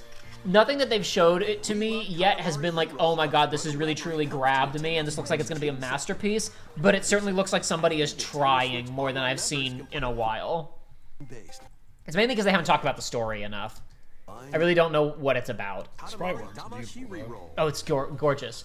But again, it's the people, I don't know, for anybody who doesn't know The Messenger, it was a Ninja Gaiden send-up that switched, Yes. You would go through, you would time travel in that game, and you would switch between an 8-bit and 16-bit aesthetic, though even then it was like a Shovel Knight style fake 8-bit versus 16-bit, like the SNES couldn't have actually handled it, but gorgeous game. Always wanted to play that, never got around to it. So when that's bouncing back to her, Yep. you're hitting the A button to keep that going, right? Breathtaking world. Meet characters from all walks of life. How's he saying? What's up with that? How's that there, boy? I don't know what's going on. Maybe he's like Toph Beifong. His character sprite seems to have eyes, though. It seems to have like I can see the blues of his eyes and the whites of his eyes. Maybe he's a charlatan. It's possible. From all walks of life and devastate foes with timed attacks in battle. Some of not all of it, but the guy who did the soundtrack for Chrono Trigger, they got to do a couple of tracks for this very game. Cool. Yeah. Complement your journey with enchanting melodies and retro inspired. Look at this overworld map. Look at this. And look how much like you got this kelp like drifting around. You have this massive dragon hanging out beneath this town with windmills, and it's snoring. Journey with enchanting Oh my god. melodies. And it's got like Uncharted climbing. Wow. There's surfaces in it to like clamber, and you can vault stuff. So it's got like a pseudo. I mean, I guess it's not 3D, obviously, like obviously not, but it's like it like simulates a lot of 3D jumping around interactions. And retro inspired tunes from That's not the right way to explain it. But they like look like right there. He just clambered up something, right? Yes. guest composer for the game. Yeah, hold on. You can hear they mentioned it. Your journey with enchanting melodies and retro inspired tunes from the renowned Yasunori Mitsuda. A guest I wanted to call him Yatsunori Matsuno, and I knew that wasn't right. So, but then I waited, and they said his name. Retro inspired tunes from the renowned Yasunori Mitsuda. A Yeah, there guest you go. composer for the game. Mitsuda. Sea of Stars sails onto Nintendo Switch August 29th. He's got a huge repertoire. I always think of him as the Chrono Trigger guy, but I want to say he did stuff for one of the Xeno games as well. And then he shows up and like he'll do a couple of tracks as a guest composer all over the place. The last main thing I remember, like the last time I really saw his name being like boom, other than this, was he did the soundtrack for like one of the FF15 DLCs, and they were very like, because each of the DLCs had a non-Yoko Shimomura composer. Okay. And he did like episode Ignis or something. Nintendo Switch, August 29th. A free demo will launch later today on Nintendo eShop. God, I'm playing that. Maybe we should stream that instead of Breath of the Wild. Well, you better start downloading then. No telling how big it is. If it's available. If we play anything, we might. I said on Twitter we might play something. I'm still like I don't know how I feel. Right now I feel hungry. Right now I feel really hungry because I'm realizing I did not eat enough for lunch. I'm sure this game's fun. I just don't have much to say about it because I don't think I'll play it. I think I'd rather play. Like if I was gonna get into one of those, I'd probably want to get into Windjammers. First 3 Etrian Odyssey games is coming to Nintendo Switch. Remember when Windjammers? I'm gonna watch this and get salty again. Remember when Windjammers? It's gone now. I know it's not. When it got big, even though it there hadn't been one for years, and then they made that one that was like it was gonna be the big fan made like this game. Why are there 3 uploads of the? And then they announced it of the same trailer. Right, refresh. Will those go away? No, there are 3 uploads of the same trailer. Well, one of them is 3 seconds longer. Wow. Perhaps they'll have different footage. Oh, it's just different languages. Okay, of course. Oh, okay. Yeah, all right. Hold on. Let's see what the description on this says. Back to face new puzzles. Okay, yeah, nothing. I figured it would be nothing, but I had to check. Ninja Bunny says, Etrian Odyssey! I honestly figured Ninja Bunny would be here to pop off about Professor Layton, but, no, I agree. This was a good one. Like, everybody was eating good except F-Zero fans. No, we saw F-Zero. Yeah, during the segment about how bad their business practices are. During the segment about how terrible their business practices are.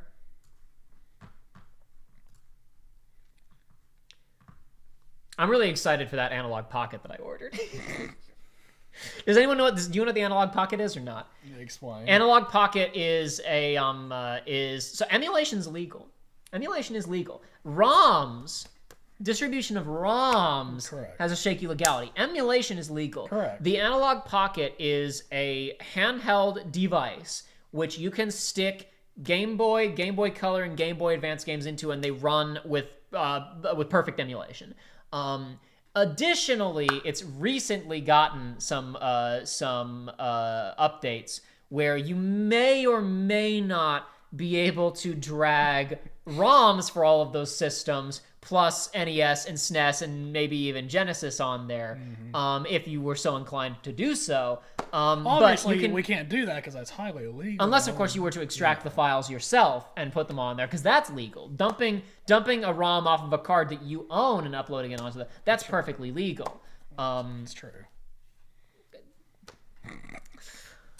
But no, that was I ordered that a little while ago, and that's probably gonna be whenever I start really digging into my well, that guy bought every Nintendo handheld ever, so he doesn't need the Surface. Wow. Whenever I start breaking into working on my KH reviews really heavily, I'm gonna stream all the games again.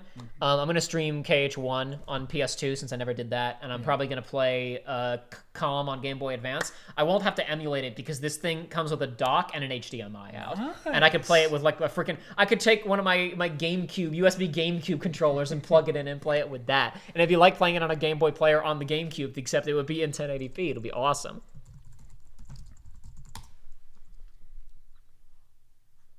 Just to really fast, I'll pop this open just so people can kind of see it.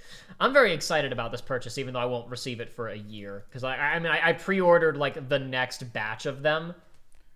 What the heck? I didn't pre-order the whole batch. I pre-ordered one. I'm not trying to check my phone, but Go ahead. family member is home alone, and I just keep checking to make sure everything's okay. And I was like, "What is this?" And there's just a cat just chilling, just keeps on making the ring activate. I don't recognize that one. We have a few strays around town. Oh, dude, the Game Boy Color version of Donkey Kong Country, baby. That looks pretty slick. Not the game, the actual device. Yeah, there's been some mention of the shoulder button, because I've read a lot of reviews before I bought one. The shoulder buttons apparently are a little uncomfortable to hit, especially if you've got a big original Game Boy cartridge in there. Because I don't know if this thing shows like the back of it. Yeah, here we go. This. Yeah. It's a little bit hard to hit those buttons if you've got a taller thing in. And apparently, if you really want to, I don't need to do this. This thing has compatibility, like you can plug in what's it called? The Mega Drive or whatever. Like you can plug in a thing that lets it take Game Gear and Neo Geo Pocket cartridges. Why not? And it has Neo Geo emulation. Interesting. Yeah, I mean, there are people working on this type of stuff. It's just that, like, building this can run PlayStation games or whatever is a more expensive undertaking from a chip standpoint, I assume. And the hardware would be more expensive, but this thing is this thing's pretty robust. It can run Doom. Hey! Because there's a Game Boy version of Doom. A lot of people say that both the Game Boy Advance version and like console versions of Revenge of the Sith were like really good, but I wouldn't know because I ain't play them. I only played Lego Star Wars, baby. Did you ever play DS Lego Star Wars? I did play DS Lego Star Wars, yeah. I played DS Lego Star Wars 2, and yeah, it sucked. This is Perfect Dark for Game Boy. They put Alone in the Dark for Game Boy Color on the Switch, but you can't play Perfect Dark for Game Boy Color on the Switch. Look at what all you're missing out on. Yeah, exactly. Yeah, Neo Geo Pocket Color, Game Gear, Atari Lynx adapters for the true connoisseur. Anyway, this thing's neat. It was my Christmas present to myself. One day I will use it and we'll stream a bunch of Game Boy Advance games. Anywho. Yeah, I totally ignored this. Wasn't this supposed to release like 2 years ago? Hold on. What was that? What's that game called? I just looked at it. Oh gosh, Advance Wars.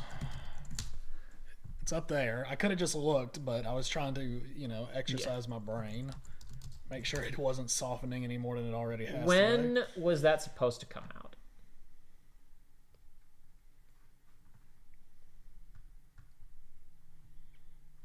That doesn't have its own page? No. Well, it's not out yet. Come on, Jacob. I guess you're right. Let's look up an original trailer for it. There'll be like a remake tab at the bottom of this, possibly. No? Okay, whatever.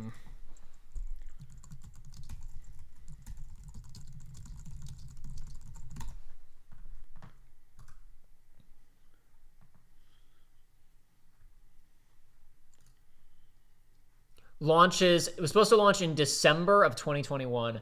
It had a release date. I don't understand. Yeah. I don't understand what was going on there.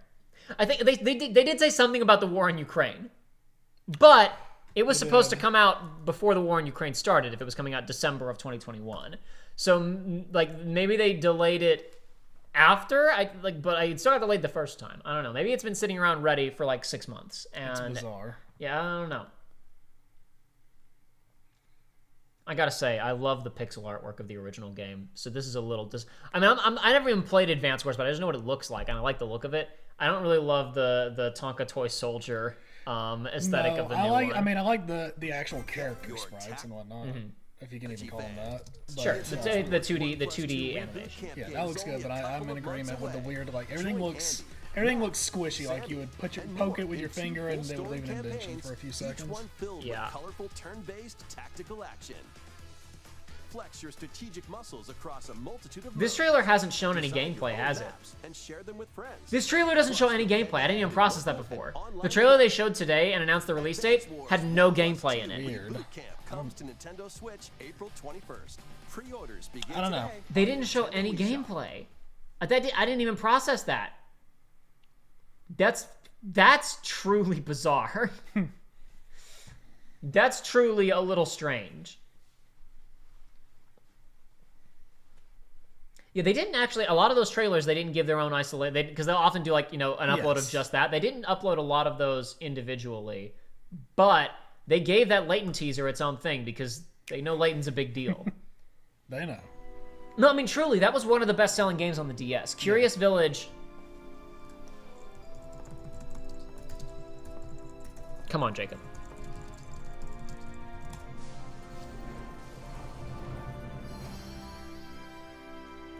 Okay, 15 million I think was too high, but it was big. Maybe I want to say it was bigger than that. I want to say it sold at least 4 million. And then the later games sold, like the next two games sold 2 million each. I think. God, I could have sworn it was more than that.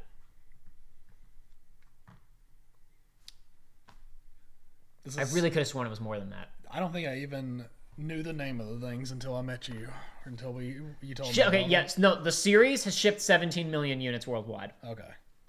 I knew it was some like hilarious figure for the series to be dead.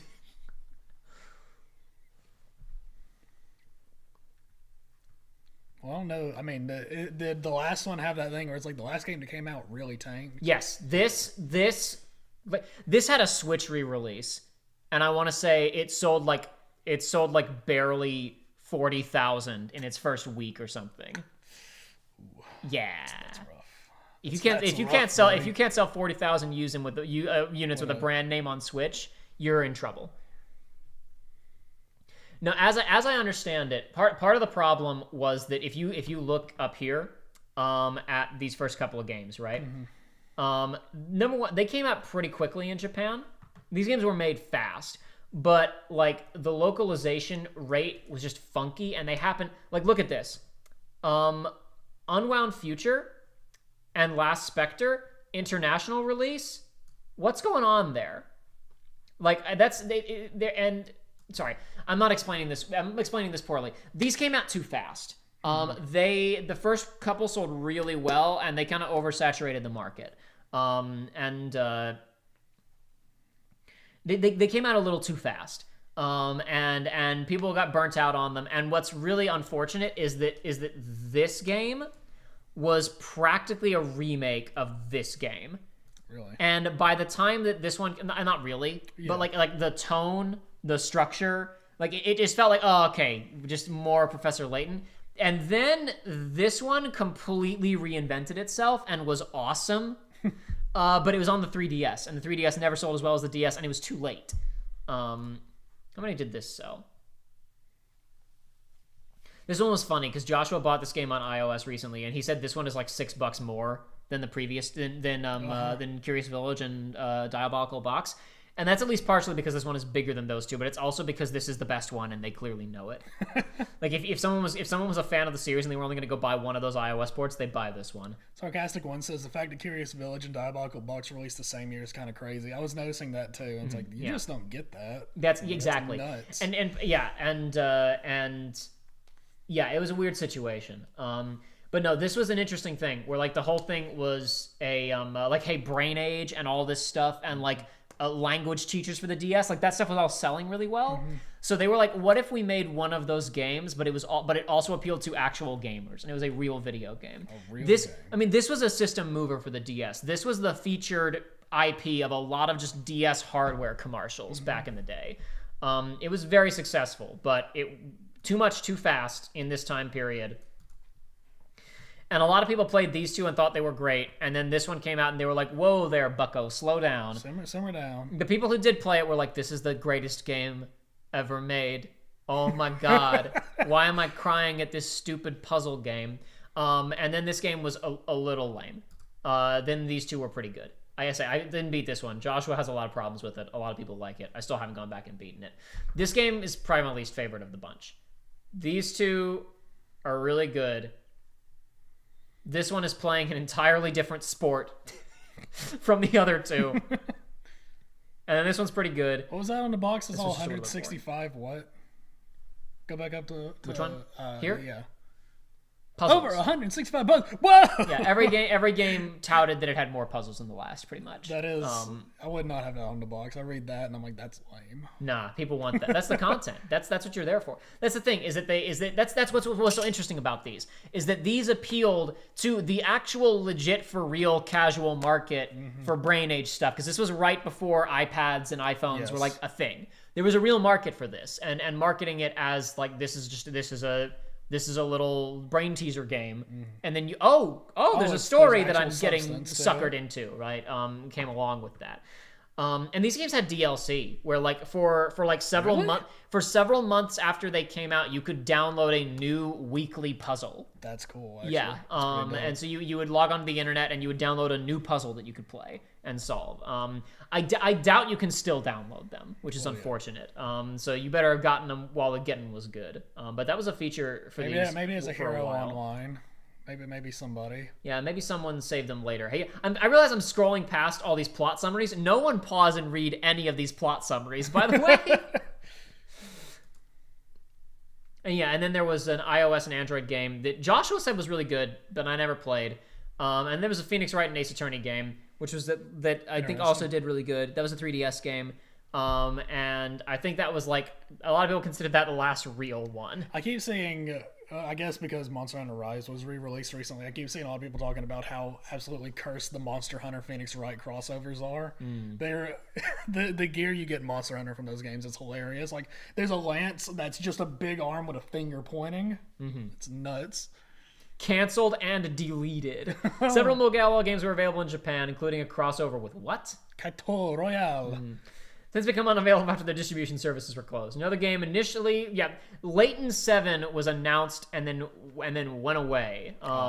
That was a Mafia-style social game. Okay. Presented in 2015, level 5 vision, failed to materialize within the release window, has since been removed from the company's website. Imagine if they could just glimpse into the future and they would have just made Among Us. They could have made Among Us. It probably would have gone pretty well for them, actually.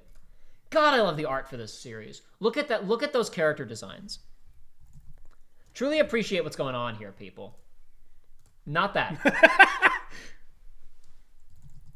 Enhance. Look at this. Look at this. How can you not instantaneously fall in love with this? I love dude on the left. I love Pompadour. This guy? Yes. That character's great. So these two, the guys on the left and the right, the one guy with the two guys with the big mustaches in the front row, those are the detectives for the respective trilogies. The one on the right is from the original trilogy, and the guy on the left is from the prequel trilogy.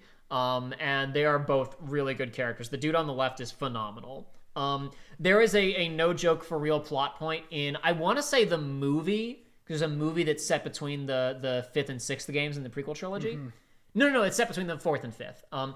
I want to say there's a plot point where that dude falls out of a plane in the middle of the ocean and like legit just is so burly that he runs his way to the deserted island where the action is happening to go and help out. I don't remember because it's been years since I watched that movie, but I want to say there's a plot thread where the dude gets dropped in the middle of the ocean and just muscles his way to where the plot is happening. I'm trying to don't adjust. I'm trying to. Where is it? This guy, the guy up there, not the very tip top, but the one with the mustache. I love how he's just scheming. The very top or the middle? No, middle. With the fat nose. Yes, fat nose. I don't remember. I don't remember which game that guy's Look from. at him. Every other character on here, I could tell you exactly which game they're from. I think that dude might be like a reoccurring weirdo because there are a couple of NPCs who just keep showing up over and over again. All those other characters, I can tell you exactly which game they're from. That one scheming weirdo you're talking about, I don't remember exactly where he's from, actually. But anyway, you probably guessed the kid in blue down at the bottom is Luke. That's his ward. And the girl in yellow is Emmy. She's like the number 2 main character in the prequels. She's also along for the trip in those, and she's great. All those characters were great.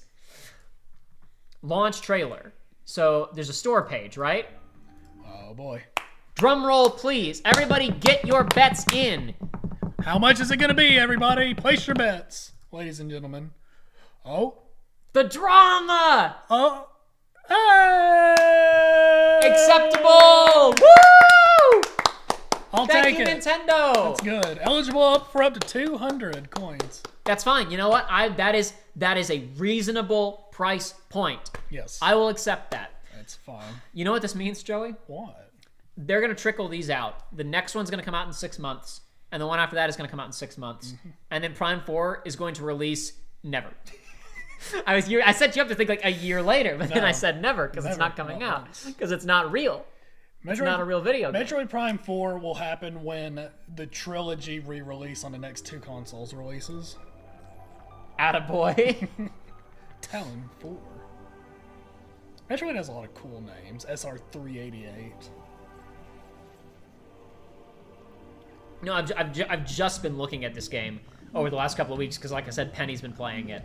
So I haven't been watching her full streams, but her highlights. So I'm like, I can see where like, oh yeah, that's upgraded. That's upgraded. That music. It's so good. The main menu of Metroid Prime, like as a child, it was like mesmerizing because like you just it starts out and it's kind of staticky and red and you're like, what is that? And you're like, oh, we're in like a body, and it starts like zooming out. You see the credits and you start hearing the music, and then it starts kicking in and it's like, oh, this game's gonna be cool. And then it scared the shit out of me because I was too young to be playing it. Maybe I'll play this and the Wii version. I'll decide if I like normal stick controls or if I actually really enjoy the motion control component. Dude, okay, this is since I'm sitting on that and I still haven't played it. This is kind of a lukewarm take. It's not really a hot take, but I because I'm not saying, oh man, the motion controls are bad. I wish on the trilogy you could enable and disable because going back, because the thing is that I played I guess I should note, I played the initial like tutorial sequence on the spaceship, and it was one of the best things I've ever played. And then I never continued for some reason. I got because hear me out about the motion controls, okay? They like it. The actual like just going through the game, the motion controls enhance the experience 100-fold. It's because the original controls were not clunky, but you got an FPS. Demo is in fact available. Nice, but you've got an FPS that doesn't have dual analog. It's already going to be a little weird. It's like. The problem is, I'm sorry, like the combat, like the actual, like when you're doing boss fights, it's like I end up missing a lot of shots, which it's like whatever. It really doesn't matter, but it's like I wish you could. As I was playing the trilogy, I was like, there were times where I was missing just being able to lock on and shoot. Sure. That being said, it's like whatever. The character art for this game is gorgeous. Anyway, sorry. Yeah, continue. That's all I gotta say. I wish that would have been an option, but I mean, I would say that it at least is more involved because Metroid is not a tough series. Having to actually aim your shots and missing your stuff is like, it adds a little bit to it. But I just sometimes I wish I had the option. That's it. Leveling is Paper Mario style. Oh, I guess also Mario and Luigi style. Interesting. God, look at this. Look at how good this looks. Look at how cute this is.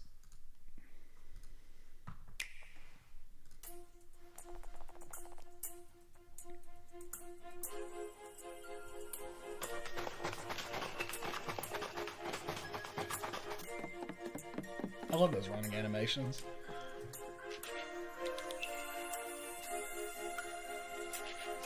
This game has oh my. This game has dynamic lighting stuff because one of the mechanics in it, here you're seeing right here, these characters can change the time It's of got day. fishing! Alright, continue. I was just gonna say, in addition to, oh yeah, this. Did you just get yeeted? Yeah, this is one of the fast travel systems. This is in one of the other demonstrations. This dude puts you in a little shell and throws you to the other side of the map. Well, not a little shell, obviously, like a big rock, but it looks kind of like a cup. You're like being put inside of.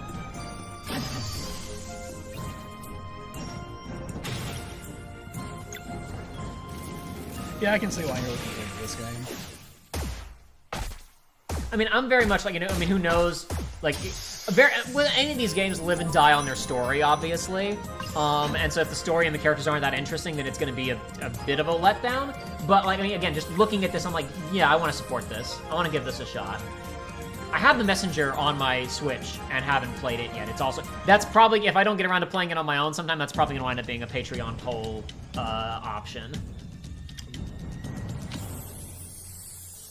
Yeah, we might be playing the demo for this tonight instead of playing Breath of the Wild. Look at that funky little dude.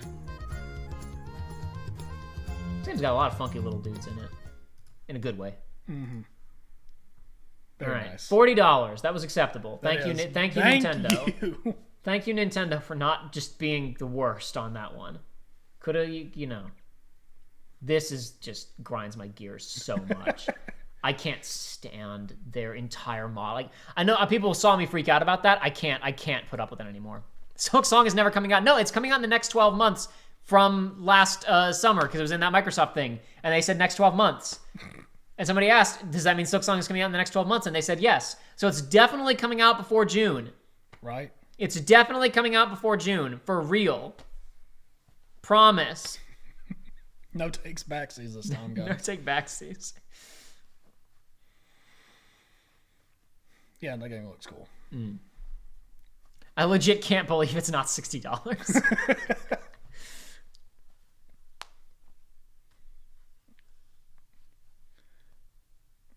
Yeah, I guess it didn't. Yeah, I guess they really won't. I'm wondering. Well, okay. Jordan Rudderham says, reoccurring weirdo. I'm in this definite description and I don't like it. The Metroid Prime thing, I'm wondering if they're actually, because of the Switch, I wonder if it's actually going to be dual analog now. Like, I doubt for actual combat, but it's like, I wonder if it will actually... They showed. It was, they showed the controls as, like, move one with... They said, you know, move the character with this and move the camera with this. Okay. I was making fun of it. Remember, for them, like, being like, look at this feature. You right. push the buttons and the camera moves. Sorry, No, it's good. You were speaking and I was thinking. I forgot. I gotta hit live now. God, what a great feature, YouTube. Thank you. What a good thing. Right, it's got all this lead in. Normally they upload like a standalone video, but I guess they just haven't done that yet. Well, it's not letting me scrub through it, so this is gonna be really obnoxious to find. It happens. Was that before or after? I remember Layton It was towards the latter half of this, I'm pretty sure. Because it wasn't in that trailer. It wasn't in like the trailer that I posted that I was looking at on the store page, but it was in here. I'm just gonna have to click around randomly until I find it, boys and girls. It happens. Yeah, I don't know a thing about Bots and Kaitos other than how long the 100% speedrun is. I didn't know what it was until I didn't know anything about it until I didn't even watch the trailer. Like my brain didn't process it. I heard you saying something about a long speedrun, and I was like, "What game? Was there a game on screen?" Okay, it's a JRPG. Depending on the situation, a certain Yeah, it's funny how like this happened, and I kind of just stopped paying attention. Other than the fact that it was out, I really should have. explore Talon 4 from the perspective of Samus Aran. But beware, Okay, yeah. there's So more to this alien planet than meets the eye. it's a transformer. Visors are the key to your adventure. Visors. They'll help you discover info and clues on how to progress. That's a really weird way, like to let the different visors as a feature. Yeah. That's very strange to me. Visor may be required. Was that additional motion blur on the thermal visor? I feel like that's May be required. I Boosted. don't know if it's additional or not. I just it looked, you know, it was hard to look at before. yeah, it's already not the nicest thing to look at. Oh man, I was playing a pretty garbage game recently, and like I got to experience human evolution at its finest. Oh yeah. Because I Yeah, was Joey, playing, watch here. Hold Okay. on. Sorry, really fast. Keep that thought in your mind. This remaster adds new dual stick controls. allowing Okay, you so to it does move do that, around but you don't have to while actually aim with the dual sticks, which is good because that would ruin the changing your port. point of view. What do you mean? Also select a Like control you can stand lock that on. creates Or, Oh, sure, yeah. No, Yeah. yeah, we're very clearly seeing it a lot on here. Yeah. yeah, if you couldn't lock on and you just had to do it normally, that would ruin it. But I was gonna say I was playing. I'm not sure why my friend wanted me to do this. He was like, "Hey, this game is like pretty bad and average. Play it." I was like, "Okay." It was Necromunda Hired Guns. It's a Warhammer FPS, and there's a like a visor in that you can like see. Basically, you use it to find treasure. It has other features. It's nauseating. It's like terrible predator vision. Everything's great. It gave me a headache. But by the time I was done with the game, I was like, "Oh, I can live in this now. I can do it. I've adapted." Because I got the plat on that game because it was really easy. It was like Human evolution. It's like a 12-hour plat, full game. Yeah. I'm satisfied. I think that I've already done more analysis than could have been expected from this trailer by declaring that that's New York City. That's the call. That thumbnail has more. There's more going on in that thumbnail than was in the actual video. You seeing this? Let's see it. Because there's people. Oh, there and is. it's That's wider. right. Oh So my that's a gosh. different shot than what's actually in the trailer. I didn't notice that at first. But no, I'm the First person to notice that. No, in this I'm whole thinking world. if that's a sequel and you're going to it's the new world and it looks like that doesn't look like London. I'm gonna say that you're going overseas to meet with Luke Triton and that's New York City. That's my one, or at least an American city. I mean, it could be LA, I don't know, but it's an American city, and that's what's going on there. That's why that looks like that. That's my shot call for Professor Layton. I don't think there's anything else that can be assessed there. I just hope the puzzles are good, because again, like I said, I heard that Catriel Layton's puzzles were just bad, and the guy who was the lead puzzle designer on the series passed away a number of years ago. So I see. Yeah. Anywho, is there anything else to look at here? No. We could look which at the means we're Pikmin gonna thing one more time. I don't have anything to say about Pikmin. Do you have anything to say about Pikmin? Then Then hold on. Chat was requesting it. oh no. What's that guy's name? That male rights activist guy? Peterson? Yeah. Here we go. Hold on. Here we go. I'm in private browsing because I don't want to get I don't want to get these guys in my recommendations. I watched this the other night and I very deliberately opened in a private tab so that I would not be getting cursed with these guys. Yeah. The Joe Rogan Experience. Well, that's just it. That is why Takanuva always was the true prophet meant to bear the mask of light. He was the true protector of Matanui. Did you ever watch the Bionicle movie? Yes, I Not did. the Metro Nui ones, or God No. forbid the 2009 one. Yeah, no. If you watch the original movie, I really quite enjoy that movie. It shows Takanuva as this brave, stoic, but yet young and naive character. Yeah, he was only a small little dude at that point, right? Yes, he was just a Matoran at this point, and they called him Takua.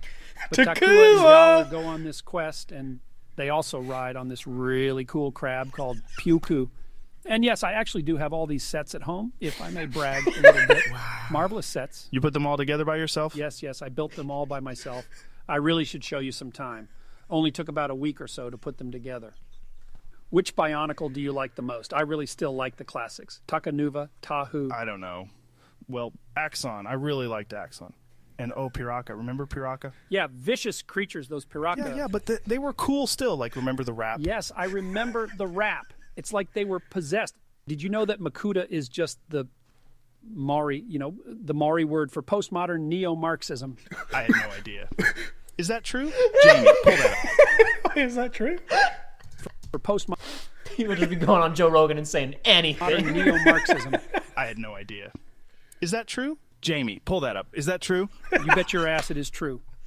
It says here that in 2001, the Maori people of Polynesia won a lawsuit against LEGO for exploiting their culture. Yeah, so sad. It really makes me angry. This is what wokeness has done to our society. I mean, truly. I can't even have my original Bionicle names.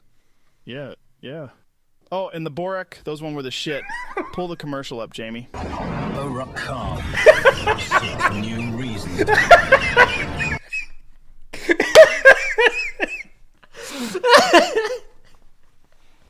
I had the white Borak, and I was like, oh, he's ice. So I put him in a box and filled it with water and put him in my freezer. Good job. And then I got him out, and I was like, well, now he's got to thaw. And so I put him on a towel on the floor, and I waited for a few hours. True. So really, Good job, Joey. so it was that wasn't the only time I froze one of my toys. I don't know why I did that. It was weird. Boy. Some people might consider that a sign. Your parents have to have a talk with a counselor. There was one time I had a bio. Oh, I remember this was psychotic. Something I did as a child. I had those little like connect. Oh gosh, what do you even say? They're like little tubes with magnets, and there was like balls, and you would like connect to make different things. And I made like a harness for one of my Bionicles. And I was like, this isn't working. So I ended up turning it into a noose because I wanted to have it hover. And then I was like, I put it on my fan. I was like, oh, he just looks like he hung himself. So then I turned the fan on and he went whoosh, whoosh, whoosh. And then it broke. Not the Bionicle, the things. So then magnets shot all over the room. And I was like, I remember just sitting there. I was like, that was stupid. I'm stupid. But I did it, and I remember it, and I'm fessing up to it. Oh boy, it's a good time. I played with a lot of Bionicles as a kid.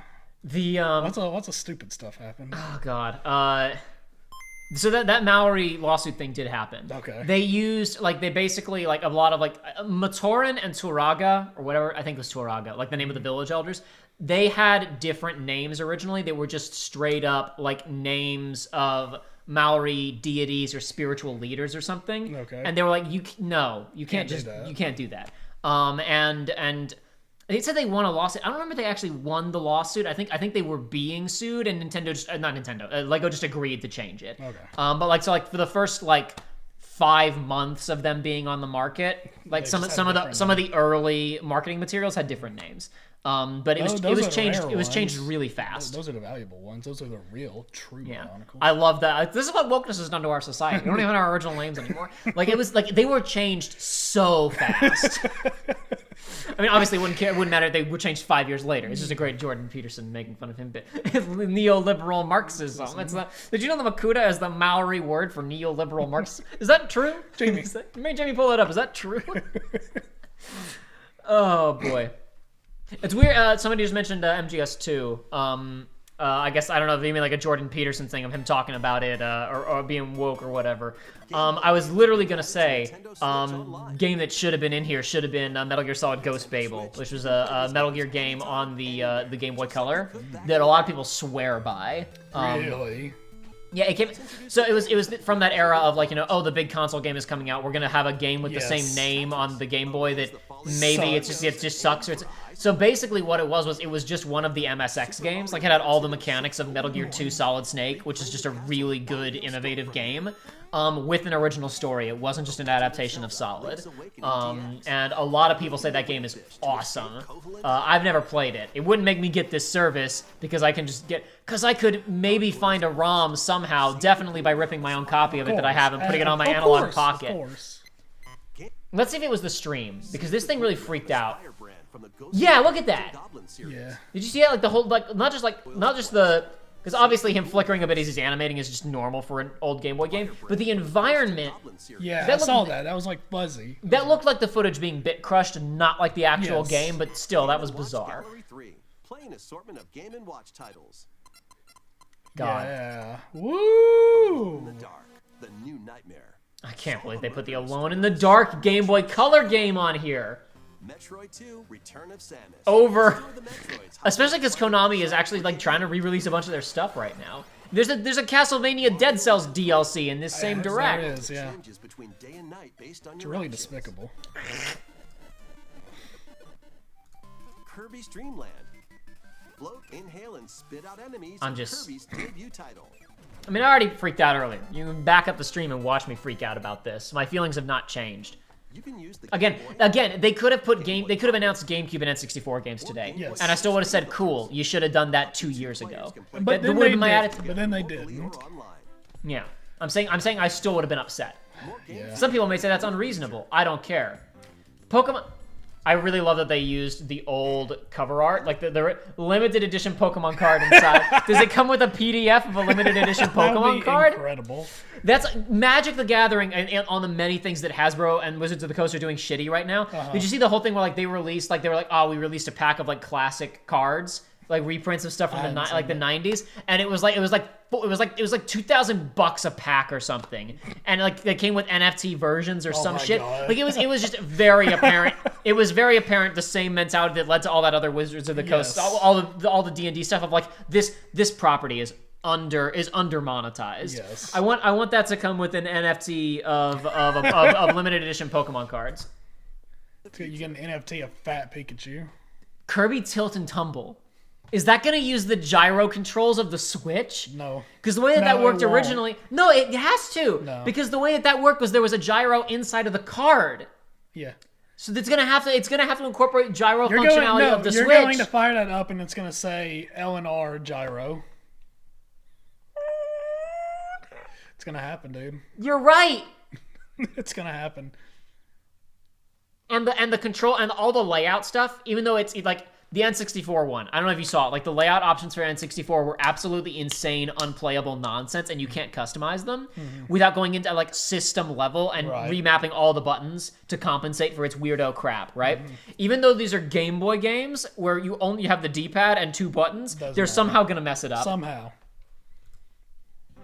There's no way they can use LNR because it will be system level button mapping emulation, so the LNR won't do anything. Okay, well, how do people that have emulated it online do it? I have no idea. Just find what they did and make an unreasonable version of that.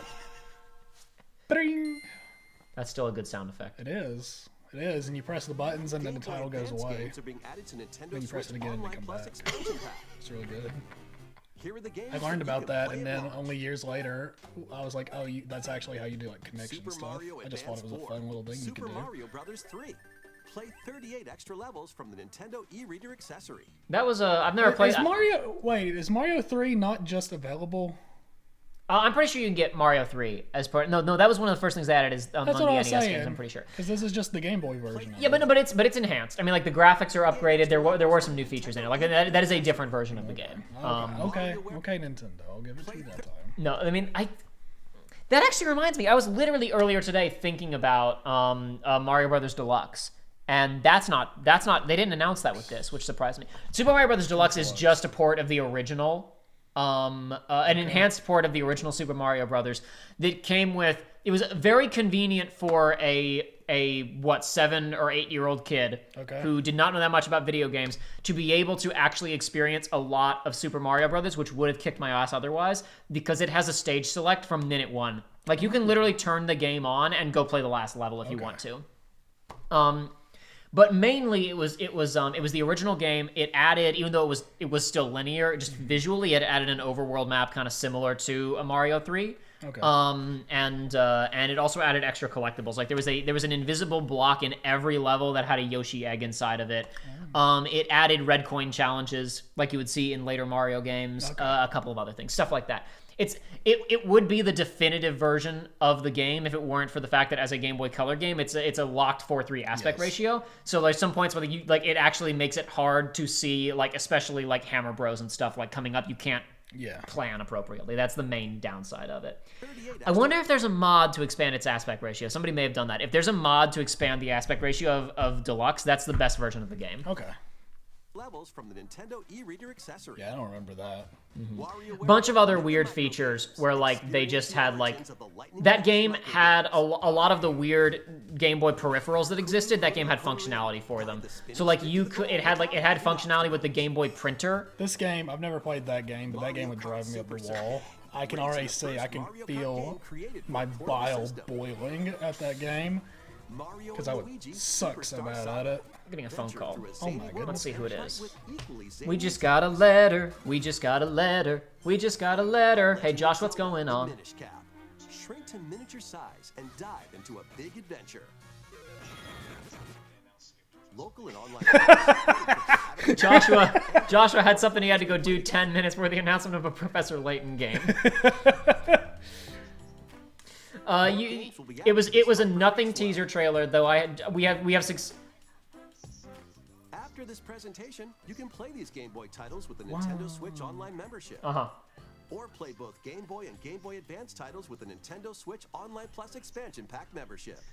I'm fairly confident that it is set in New York. That was Joey and Mai's deduction. It doesn't look anything like London, and the title of the game is New World of Steam, and the specific phrasing of New World, and my assumption that it's following up on 3 tells me it's in America. At least in America. That's what we were saying a minute ago. Maybe it's Atlanta. Ooh. It really could be any major city on the East Coast. All right, now leave an inflammatory comment on this video. It could be in the West Coast. It could be LA. Who knows? Yeah, and also Joshua, Metroid Prime, not the whole trilogy, but just the first one, remastered. It actually looks like a fairly robust remaster, and it's only hold on, it's only $40. Yes, really. Yeah, it's crazy. That's what we said. Josh was saying, why is Link's Awakening 60? Because Link's Awakening is also still 60. The price on that hasn't dropped either. Yes, really. Oh my gosh. This was the $40 listing is actually an error. It's an error. Go buy it now before they realize that they made a mistake and they up the price. We did spend some time looking at the Zelda trailer. There are some features hidden in there, but it did feel more like just kind of more of the previous trailers that we've seen. It wasn't a big blowout.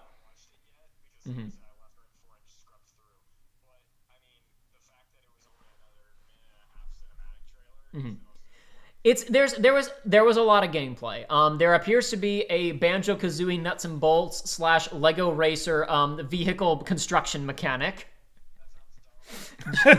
Joshua said that sounds dumb. But it could be cool. Who knows? And it seems like the Blood Moon is out more frequently, and it can ODST drop enemies on your head. Yeah, exactly. That's not. It's yeah, there. Joshua said, "Cool." That sounds like a really fun expansion pack. Yeah. No, I agree, Joshua. The trailer. If you go back and watch my reaction, you will see that I had the exact same attitude that we've had about all these trailers so far, which is, the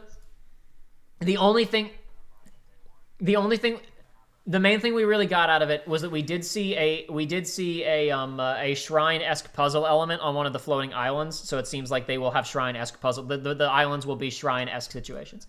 Yes, I know, that's what I'm saying, but we still hadn't had it confirmed for some stupid reason. They didn't show it in the first trailer for some stupid reason. To build anticipation. Anyhow, it's possible.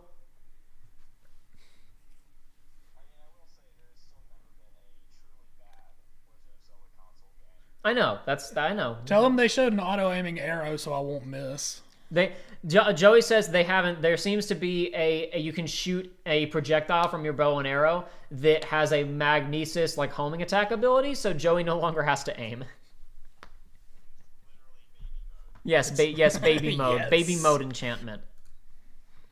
Mario 3 Advance is a masterpiece as Omega Zero. I was actually, my comment was going to be, before I got distracted talking about Deluxe, was that's like the one side-scrolling Mario that Aiden's played, because she had that as a kid. And I was like, and I do know that the reputation of that port of 3, because there were 2 Game Boy Advance ports. There was one of the second game and then one of the third game, and those are apparently like really, really well regarded, actually. I have the GBA port of 2. Yeah. I liked that a lot. Uh-huh. Yeah, though the GPA port of 2 and the GBA port of 3 were done around the same time, and they are considered to be of comparable quality to each other. They're both very well regarded. So no, that being available is actually like, I wouldn't say, it obviously doesn't make the original 3 obsolete, because the original 3 is like an all-time masterpiece, but that is a very well regarded version of that game. So it's nice that it's there. Anyway, we might not be streaming anything else after this, Joshua, but if we are streaming anything, we're not streaming Breath of the Wild anymore, because they released a demo for Sea of Stars. Okay, got it. We're playing Samba de Amigo. Woo! We're playing Samba de Amigo. Hey, says Joey. Yeah, what we're gonna do is we're gonna put the 44-second Advance War trailer with no gameplay on loop, and we're gonna celebrate how good Advance War is and how that was supposed to come out 2 years ago. I need to see if Metal Slug it was supposed to come out in December of 2021. Got canceled. Yeah, it's got a day. Joshua said if they'd given a window, I would have had no hope for it to release. God, it's very fun. No, there was still no release date. There's still no release date.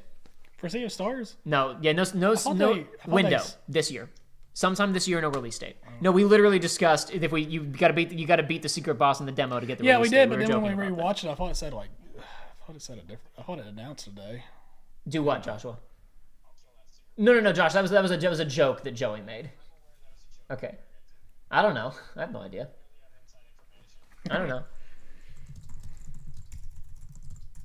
Look, if there's a release date, it'll just be on the Twitter for Sea of Stars. Let's just swing by there. If it was in... Oh, there we go. There is a release date. Yeah, it wasn't... Okay, August 29th. It wasn't in the Direct. It was. It was in the trailer. I looked at the trailer again. No, you don't look. He announced it. He spoke it. It wasn't on screen, of course.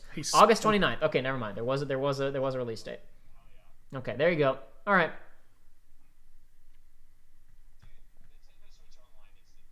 Joshua says Nintendo Switch Online needs to die immediately. Hey, check out the Sea of Stars footage that I'm putting on the stream right now. Check this out, Joey. Check out this dynamic lighting in this pixel game. Ooh.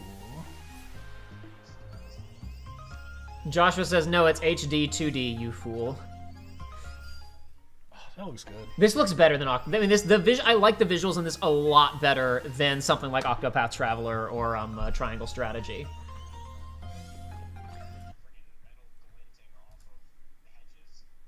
So sometime last year they announced that Metal Slug Tactics will now mobilize in 2023, but we don't have a release date. And it is 2023, and I haven't heard anything else. So I'm starting to lose hope. Mitsuda's first guest track for Sea of Stars. Let's have a listen, everybody. Hold on.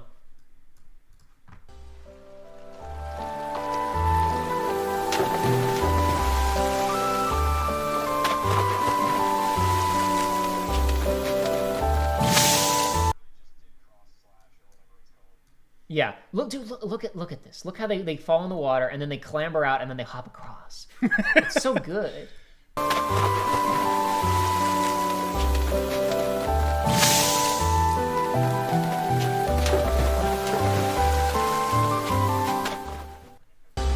I mean, this is okay. I want to say, I mean, this is probably minor, but it's interesting to see a game like this where the ledges are just not, you know, they're not barriers. It's gonna be weird. I bet there's gonna be a lot of like hidden stuff that's literally it's only hidden because your brain says no, I can't go that way because because that's what I'm used to. That's interesting. Seems like this trailer is really showing off. It's really them being like, hey, by the way. Well, this a lot of the they just put up a lot of little clips on Twitter every now and then, and it all tends to be just like little snippets of gameplay like that. In fact, you know, hold on really fast just in case. I'm just gonna pull up anyone who hasn't seen The Messenger. I'm just gonna pull up a trailer for The Messenger real fast. If the internet, I don't know what happened. There we go. Okay. For anybody who hasn't seen this game, because this game's also very good looking. This game's also pretty fun to look at. So again, that's clearly not real 8-bit. In addition to the fact that it's just widescreen, there's way too much detail on screen. But you'll see it kind of jump between this and a more 16-bit-esque looking thing. The soundtrack changes up too.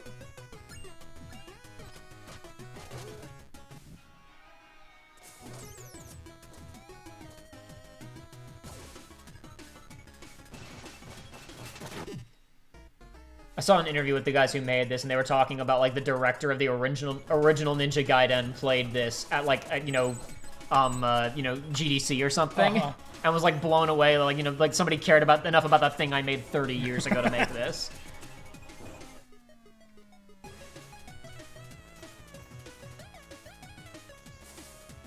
Yeah, that's what I was playing a minute ago. Yeah. Sorry, I'm talking to Joshua now. I bought this a while ago. This is on my to-do list.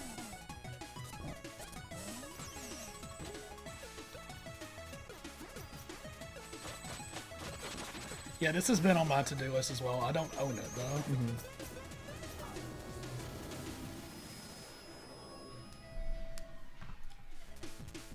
Love ninjas.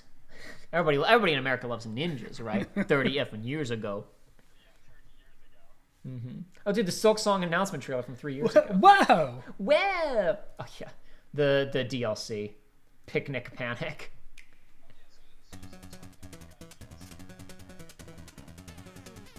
Yeah, Silk Song got a release date for sure, Joshua. That's what we were talking about a minute ago, is how that game's absolutely never coming out. Ninja Vacation. No, Josh. They just showed him at the Microsoft presentation last year because... No, Microsoft did not buy them. Hey, did you guys see how Bobby Kotick said that if the Microsoft acquisition doesn't go through, then the UK will experience an economic collapse? Oh, yeah. Or at least he implied it. I think that was my favorite. He seems like somebody who knows what he's talking about. He seems like he knows what he's talking about. He was in Moneyball. It's true. It's true. Yeah, he was. Joshua was like, shit, he was in Moneyball, wasn't he? Yeah, that he appeared in a pretty good movie. It's crazy. This actually, Joshua, this reminds me. I needed to tell you. I bought digitally Studio 60 on the Sunset Strip, which is a single season Aaron Sorkin show that you need to watch because it's awesome. Yeah, it's pretty good. Anyway, I'm gonna let you go because I think we're gonna wrap up this stream, and Joey and I are gonna figure out what we're gonna do about dinner, and we may be. Yeah, Joe, you feel like streaming Sea of Stars for like an hour? Yeah, we'll see. Right. Perhaps. Yeah, maybe. Yeah, boys and girls, we may be back in like an hour or two, maybe 2 hours. I think I don't know. How about you? I'm kind of hungry. Would you be okay to like do dinner first and then, or are you like? No. You know, I'm a big boy. There's always room. All right, I'll talk to you later, Josh. Okay, we're gonna go figure this out. We're either gonna be back in like the 40 minutes that it takes to download the game, or in like 2 hours if we decide to, you know, eat something first to get a couple of other things done. Just like check Twitter and or, you know, just check back on the channel in a little bit. We will. I think we're streaming the Sea of Stars demo tonight. Perhaps. Alrighty. Thanks for coming out, everybody. Thanks for joining us. We'll see you later this evening. Hope they announce some things that you guys like. Yeah, like I said, I really think this was a good one. Everybody was eating good today. This is one. It's like there was. Well, like I said, there even was for me with Metroid because I don't like Metroid. But that being said, it's like I got the. I just got the trilogy again, so it's like I'll probably just play that. How did you just get the trilogy? It's not on any system, Joe. No, it's no. I had to let Jake borrow it, and I forgot. Borrow it, and he gave it back to me recently. I was like, oh yeah, this thing. Gotcha. Okay. I don't think I can play it. Maybe Wii U. Maybe you do have a Wii U. You can put it in there. Maybe I'll put Metroid Prime 1 on the next Patreon poll after I finish up with Castlevania, and maybe if that gets picked, maybe you'll have to join me for it. Perhaps. Who knows? That was a game that I was thinking about including because, like I said, I've been sitting on Prime Trilogy for a while anyway. Maybe we beat the first one remastered, then go back and play the other two on Wii U with motion controls. I can listen. You know what's really conducive to a motion control pointing game? What? This. Don't worry about it. This microphone. It's okay. It'll be perfectly fine. It won't get in the way, much like it definitely didn't in Sonic Forces. Oh yeah, for sure. Don't worry about it. All right. See you guys in a little bit. Yeah, take it easy, fellas.